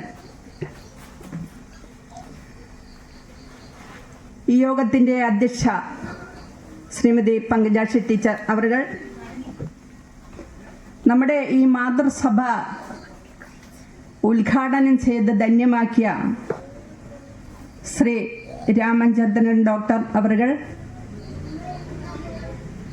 ഈ യൂണിറ്റിൻ്റെ പ്രസിഡന്റ് ബഹുമാനപ്പെട്ട മൻബദൻ സാർ, ഈ യൂണിറ്റിൻ്റെ സെക്രട്ടറി സുരേഷാണോ രാജീവൻ അവர்கள், മാതൃസഭയുടെ സെക്രട്ടറി ഇവിടെ സ്വാഗതം ആശംസിച്ച ശൈലജ രാജീവൻ, ഗുരുകൃതി ആലാപനം ചെയ്യുന്ന ശ്രീമതി ശൈലജ രാജു, ആശംസകൾ അർപ്പിക്കുവാൻ ഇവിടെ എത്തിയിട്ടുള്ള ശ്രീമതി വത്സല പത്മദാസ്, മാതൃസമിതി ജില്ലാ കമ്മിറ്റി അംഗമാണ്. ഭക്തിഗാനം ആലപിക്കുന്നത് അവന്തിക സി, കവിത അഭിനന്ദന, കൃതജ്ഞത അർപ്പിക്കുന്ന ശ്രീമതി ആശാ മന്മഥൻ, മറ്റ് ഇവിടെ എത്തിയിട്ടുള്ള ഈ പരിപാടി പങ്കെടുത്ത് വിജയിപ്പിക്കാൻ ഇവിടെ എത്തിയിട്ടുള്ള എൻ്റെ ആത്മാ സഹോദരങ്ങളെ, ബഹുമാന്യരെ, പരമകാരുണ്യവാനായ ഭഗവാൻ ശ്രീനാരായണ ഗുരുദേവ തൃപ്പാദങ്ങളാൽ വിരചിതമായ അനേകം സ്തോത്രകൃതികളിൽ ഏറ്റവും കൂടുതൽ പ്രകീർത്തിക്കപ്പെട്ടിട്ടുള്ളത് ശിവസ്തുതികൾ തന്നെയാണ്. ആ ശിവഭഗവാന്റെ ചരിത്രമുറങ്ങുന്ന ഈ മണ്ണിൽ കൊട്ടിയൂർ പെരുമാളിൻ്റെ ചൈതന്യമാർന്ന ഈ മലയോര മേഖലയുടെ ഹൃദയഭാഗത്ത് തന്നെ ഗുരുധർമ്മ പ്രചരണ സഭയുടെ ഒരു യൂണിറ്റ് രൂപീകരിക്കാൻ സാധിച്ചത് ഇവിടെയുള്ള ഗുരുഭക്തരുടെ പരിശ്രമവും അതിലുപരി ഗുരുവിൻ്റെ കൃപാകടാക്ഷം ഒന്നുകൊണ്ട് മാത്രമാണ് നമുക്ക് ഇന്നിവിടെ ഇത് സാധ്യമായിരിക്കുന്നത്.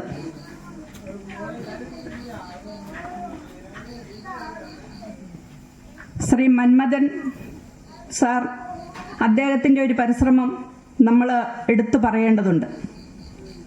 എന്തായാലും ഈ സായം സന്ധ്യയിൽ ഇവിടെ വന്ന് നിൽക്കാൻ സാധിച്ചത് ഗുരുവിൻ്റെ അനുഗ്രഹമായിട്ട് കാണുന്നു. എനിക്കാവതില്ലേ പൂക്കാതിരിക്കാൻ, വിഷുക്കാലമായാൽ കണിക്കൊന്നയല്ലേ. അയ്യപ്പ പണിക്കരുടെ ഈ കവിതയിലെ കണിക്കൊന്നയുടെ ഒരു അനുഭവമായിട്ട് ഞാനിവിടെ വന്ന് നിൽക്കുന്നത്. തീർച്ചയായിട്ടും ശാരീരിക അസ്വസ്ഥതകളൊക്കെ മാറ്റിവെച്ച് വീട്ടിൽ കൂടെ നടുവിനൊരു ബെൽറ്റും ഒക്കെ കെട്ടി കാലിനൊരു ബാൻഡും ഒക്കെ ഇട്ട് ചട്ടിച്ചട്ടി നടക്കുന്ന, ബസ്സിൽ യാത്ര തീരെ ചെയ്യാത്ത ഞാൻ 2.5 മണിക്കൂർ ബസ്സിൽ യാത്ര ചെയ്ത് ഇന്നിവിടെ വന്ന് നിങ്ങളുടെ മുമ്പിൽ നിന്ന് നിങ്ങളോട് സംസാരിക്കാൻ സാധിച്ചത് ഇത് ഗുരുവെന്നെ പറഞ്ഞു വിട്ടതുപോലെ ഗുരുവിൻ്റെ ഒരു നിയോഗമാണിതെന്ന് ഞാൻ വിശ്വസിക്കുന്നു. ആ ഗുരുപാദങ്ങളിൽ വീണ്ടും നമസ്കരിക്കുന്നു. മറ്റൊരു കാര്യം പറയാനുള്ളത്, ഇവിടെ പ്രഭാഷണം എന്ന് നോട്ടീസിൽ കണ്ടു. തീർച്ചയായിട്ടും ശ്രീനാരായണ ധർമ്മ പരിപാലന യോഗം എന്ന് പറഞ്ഞ് പഠിച്ച ഞാൻ ഗുരുധർമ്മ പ്രചരണ സഭ എന്ന അക്ഷരത്തെറ്റില്ലാതെ പറഞ്ഞു തുടങ്ങിയിട്ടേ ഉള്ളൂ. നിങ്ങളെപ്പോലെ തന്നെ ഞാനും ഇതിൽ തുടക്കക്കാരിയാണ്. SNDP യോഗം 1903 ഗുരുദേവൻ സ്ഥാപിച്ച് അതിന് രൂപവും ഭാവവും നൽകി. അങ്ങനെ കുറച്ചു കാലം മുന്നോട്ട് പോയപ്പോൾ സംഘടന പൂർണ്ണമാകണമെങ്കിൽ ആത്മീയമായ ഒരു തലം അതിനുണ്ടാവണം. അത് മനസ്സിലാക്കിയ ഗുരു ശിവഗിരി മഠത്തിലെ സന്യാസി സമൂഹങ്ങളെയൊക്കെ ചേർത്ത് നിർത്തി ഗുരുധർമ്മ പ്രചരണ ധർമ്മസംഘ ട്രസ്റ്റ്, ശ്രീനാരായണ ധർമ്മസംഘ ട്രസ്റ്റ് രൂപീകരിക്കുകയും അതിനോടനുബന്ധിച്ച് ഗുരുധർമ്മ പ്രചരണ സഭയ്ക്ക് രൂപം കൊടുക്കുകയും ദേശങ്ങൾ തോറും സഭ രൂപീകരിക്കാനും മാതൃസഭകൾ രൂപീകരിക്കുവാനും തീരുമാനമുണ്ടാക്കി. ഗുരുവിൻ്റെ ആശ്രമം എന്ന കൃതിയിൽ ഈ ഗുരുധർമ്മ പ്രചരണ സഭയുടെ രൂപീകരണം സംശയമുള്ളവർക്ക് ഒന്ന് വായിച്ച് മനസ്സിലാക്കാവുന്നതാണ്. ഇത് രണ്ടും ശ്രീനാരായണ ധർമ്മ പരിപാലന യോഗവും ഗുരുധർമ്മ പ്രചരണ സഭയും 2 സമാന്തര രേഖകളായി, രണ്ടും ഗുരുവിൻ്റെ തൃക്കരങ്ങളാൽ സ്ഥാപിതമായ മഹത്തായ 2 പ്രസ്ഥാനങ്ങളാണ്. ഒരിക്കലും ഇത് ഒന്നിനെതിരല്ല. അങ്ങനെ നമ്മൾ തെറ്റിദ്ധരിക്കുക വേണ്ട. നമ്മൾ മറ്റൊരാൾക്കൊരു ശത്രുവായിട്ടല്ല, ശത്രു മനോഭാവത്തോടെ നമ്മളെ ഇത് ആരും കാണേണ്ട കാര്യമില്ല. ഇത് ആത്മീയമായ ഒരു വശമാണ്. മറ്റേ സംഘടന എന്ന് പറയുമ്പം അവിടെ സ്ഥാനമാനങ്ങൾക്കും സാമ്പത്തികത്തിനും ഒക്കെ ഭയങ്കര പിടിവലി പ്രശ്നങ്ങളൊക്കെ ഉണ്ട്. ഇവിടെ അറിയുവാനും അറിയിക്കുവാനും ഉള്ളത് മാത്രമാണ് നമ്മുടെ ഈ സഭയുടെ ലക്ഷ്യം. പേര് പോലെ തന്നെ പവിത്രമാണത്. ഈ കഴിഞ്ഞ ദിവസം ഇവിടുത്തെ ബഹുമാനപ്പെട്ട പ്രസിഡന്റ് എന്നെ വിളിച്ച് കാര്യങ്ങളൊക്കെ സംസാരിച്ചു. എന്നിട്ട് എന്നോട് പറഞ്ഞു, ചേച്ചി നേരിട്ട് കണ്ട് സംസാരിച്ച് ചിരിച്ചുകൊണ്ടിരുന്ന വ്യക്തികൾ ഇപ്പം എന്നെ കാണുമ്പോൾ മുഖം തിരിച്ചു പോകുന്നു. എനിക്കത് മാനസികമായിട്ട് ബുദ്ധിമുട്ടുണ്ടാക്കുന്നുണ്ട്. മനസ്സിന് നല്ല വിഷമം തട്ടി. സാധാരണഗതിയിൽ നമ്മൾ എന്തു പറയും, അവളുടെ ഒരു പോക്ക് കണ്ടില്ലേ, അവൾ പോയി പണി നോക്കട്ടെ, മിണ്ടാൻ പറ്റിയെങ്കിൽ മിണ്ടാൻ മതി, അല്ല ഞാനെന്ത് ചെയ്തിട്ടാ, എനിക്ക് സൗകര്യമില്ല, അല്ല അവൾക്ക് സൗകര്യമുണ്ട് എന്നോട് മിണ്ടി. അതിങ്ങനെ നമ്മൾ ഒരുപാട് ആ സ്ത്രീയെക്കുറിച്ച് പറഞ്ഞുകൊണ്ടേയിരിക്കും. പക്ഷേ ഒരു ഗുരുധർമ്മ പ്രചാരകന് വേണ്ട സർവ്വഗുണങ്ങളും ഉൾക്കൊണ്ടുകൊണ്ടുള്ള വാക്കാണ് ശ്രീ മന്മഥ സാറിൻ്റെ വായിൽ നിന്നും കിട്ടിയത്. അതെൻ്റെ ഹൃദയത്തിൽ തട്ടി. ഒരിക്കലൊരു ക്ഷേത്രത്തിലെ ചവിട്ടുപടി ശില്പത്തോട് എന്ന് ചോദിച്ചു, അല്ലയോ ശില്പമേ, നീയും ഞാനും അമ്പലത്തിനകത്ത് തന്നെയുള്ളതാണ്. എന്നെ എല്ലാവരും ചവിട്ടുന്നു, നിന്നെ എല്ലാവരും തൊഴുന്നു, എന്താണത് അങ്ങനെ? അപ്പം ശില്പം പറഞ്ഞു, 3-4 അടി കൊണ്ട് നീ ഒരു ചവിട്ടുപടിയായി. കൊട്ടുപിടിക്കുള്ള അടിയാണ് ഉദ്ദേശിക്കുന്നത്. അപ്പം എൻ്റെ കണ്ണ് ശരിയാക്കാൻ 1000 അടിച്ചു, എൻ്റെ മൂക്ക് ശരിയാക്കാൻ 10,000 അടിച്ചു, എൻ്റെ മുഖം ശരിയാക്കാൻ 1,00,000 അടിച്ചു. ഇങ്ങനെ ഇത്രയും അടി കൊണ്ടതിന് ശേഷമാണ് ഞാനൊരു മനോഹരമായ ശില്പമായത്. അപ്പം ജീവിതത്തിൽ ഒരുപാട് പ്രതിസന്ധികളെ തരണം ചെയ്താൽ മാത്രമേ വിജയിക്കാൻ സാധിക്കുകയുള്ളൂ. നമ്മൾ പെട്ടെന്ന് ഇതങ്ങ് രൂപീകരിച്ചു, ഇതിനകത്ത് ഒത്തിരി പ്രശ്നങ്ങളുണ്ടാകാം, 4 വശത്തുനിന്നും അടി കിട്ടും. പക്ഷെ നമ്മളതൊന്നും മൈൻഡ് ചെയ്യേണ്ട കാര്യമില്ല. നമ്മളായിട്ടൊരാളെ വേദനിപ്പിക്കുവോ, നമ്മളായിട്ടൊരാളെ ദുഷ്പ്രചരണം നടത്തുവോ ഒന്നും വേണ്ട. ഇതിനൊരു തിരിച്ചറിവുണ്ടാകുന്ന സമയത്ത് ആ മിണ്ടാതെ പോയ ചേച്ചിയൊക്കെ തിരിച്ച് നമ്മളിലേക്ക് വരും. അതിൽ നമ്മൾ ഗുരുവിൽ വിശ്വസിച്ചാൽ മതി.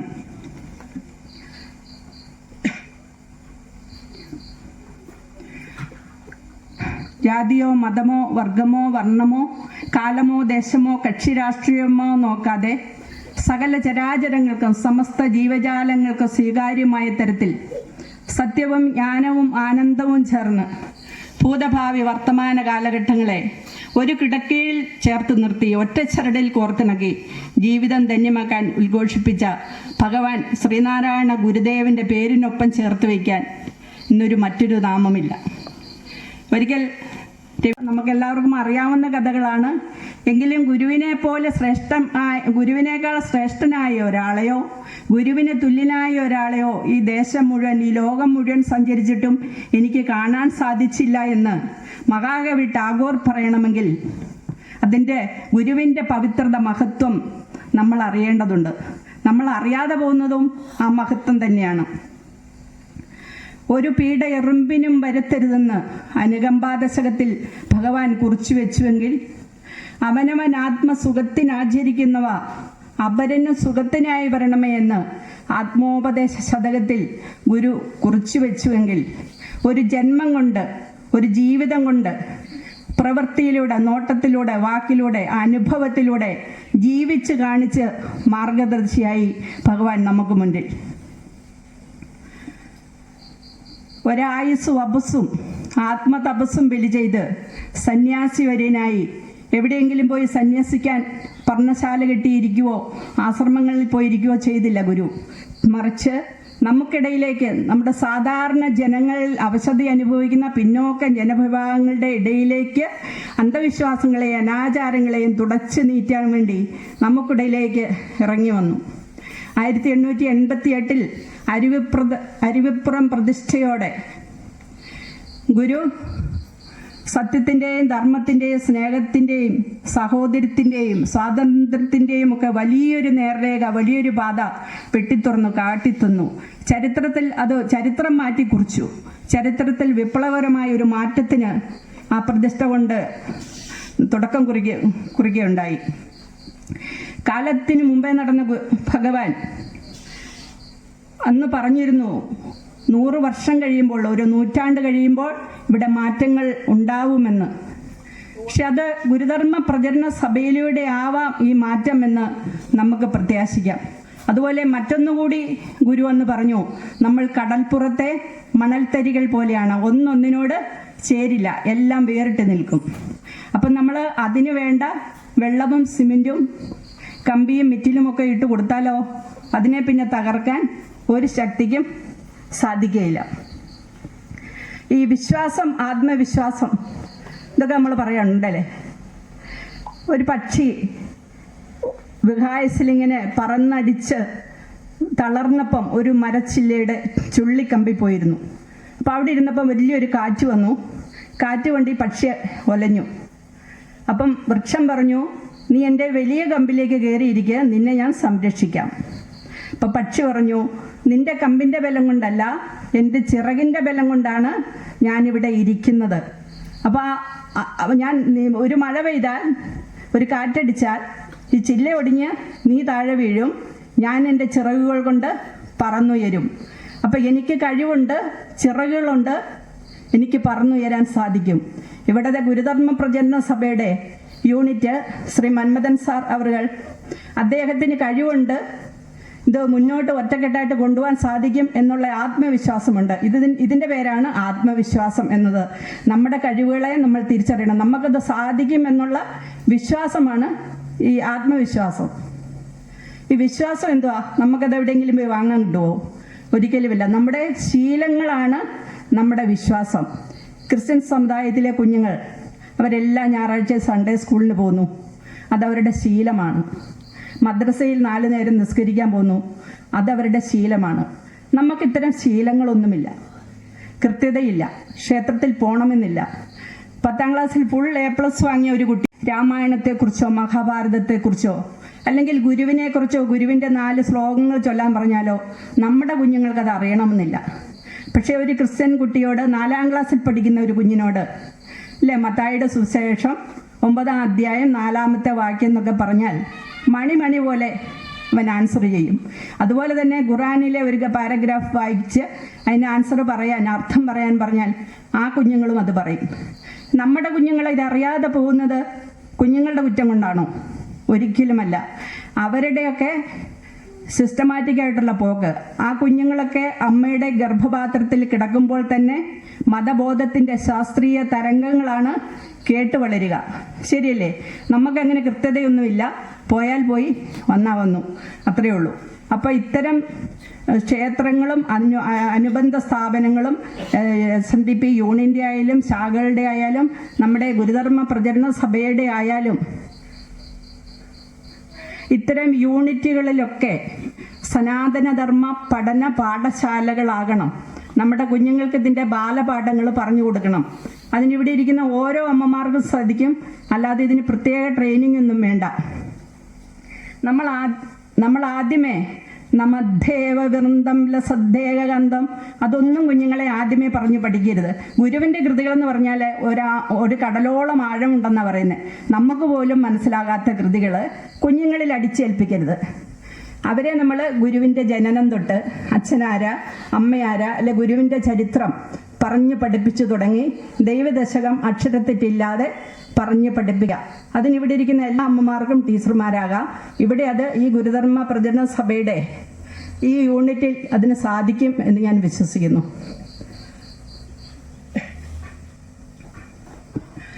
ശ്രീരാമനും ശ്രീബുദ്ധനും ശ്രീയേശുവും ശ്രീകൃഷ്ണനും ഒക്കെ കടന്നുപോയ വഴികളാണ് നമ്മുടെ ഭാരതത്തിൻ്റെ ചരിത്രത്തിനുള്ളത്. അവിടെയൊക്കെ നമ്മൾ തിരിഞ്ഞു നോക്കുമ്പോൾ നമുക്ക് കാണാം, ഭാരതത്തിൽ ശ്രീരാമനും പിന്നെ രാവണനുമായിട്ടുള്ള യുദ്ധം, പാണ്ഡവരും കൗരവുമായിട്ടുള്ള യുദ്ധം, അല്ലെ യൂദാസ് ഒറ്റിക്കൊടുത്ത യേശുവിനെ കുരിശിലേറ്റിയ ചരിത്രം, ഇതൊക്കെ നമുക്ക് അറിയുള്ളതാണ്. പക്ഷേ ഗുരുദേവനെ സംബന്ധിച്ചിടത്തോളം ഒരു ശത്രുക്കൾ പോലും ഉണ്ടായിരുന്നില്ല. അതുകൊണ്ട് തന്നെ ജീവിച്ചിരുന്നൊരു നാളിൽ ജനം പൂവിട്ടു പൂജിച്ചിരുന്നു, ആക്ഷേപമില്ലതിലേതും ഗുരു സാക്ഷാൽ പരബ്രഹ്മമല്ലോ. ഗുരു സാക്ഷാൽ പരബ്രഹ്മമാണ്. ബ്രഹ്മാവിഷ്ണു മഹേശ്വരന് മുകളിലാണ് ഗുരുവിൻ്റെ സ്ഥാനം. അതുകൊണ്ട് അന്നുള്ള കവികൾക്കും മഹാകവികൾക്കും ഒന്നും ഒരു സംശയവും ഉണ്ടായില്ല ഗുരു ദൈവമാണെന്ന് പറയാൻ.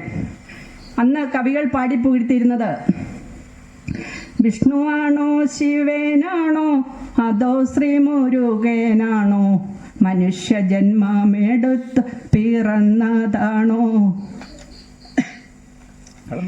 അപ്പം നമ്മളെ സംബന്ധിച്ചിടത്തോളം വെള്ളം വേണോ? വെള്ളമില്ലേ? ചൂട് കൊടുത്തേ. കമ്മിറ്റിക്കാരി ഇന്ത്യയെ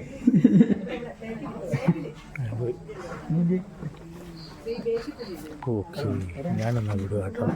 പോയിട്ട് ഈ അലർജിയുടെ ഇതുണ്ട്.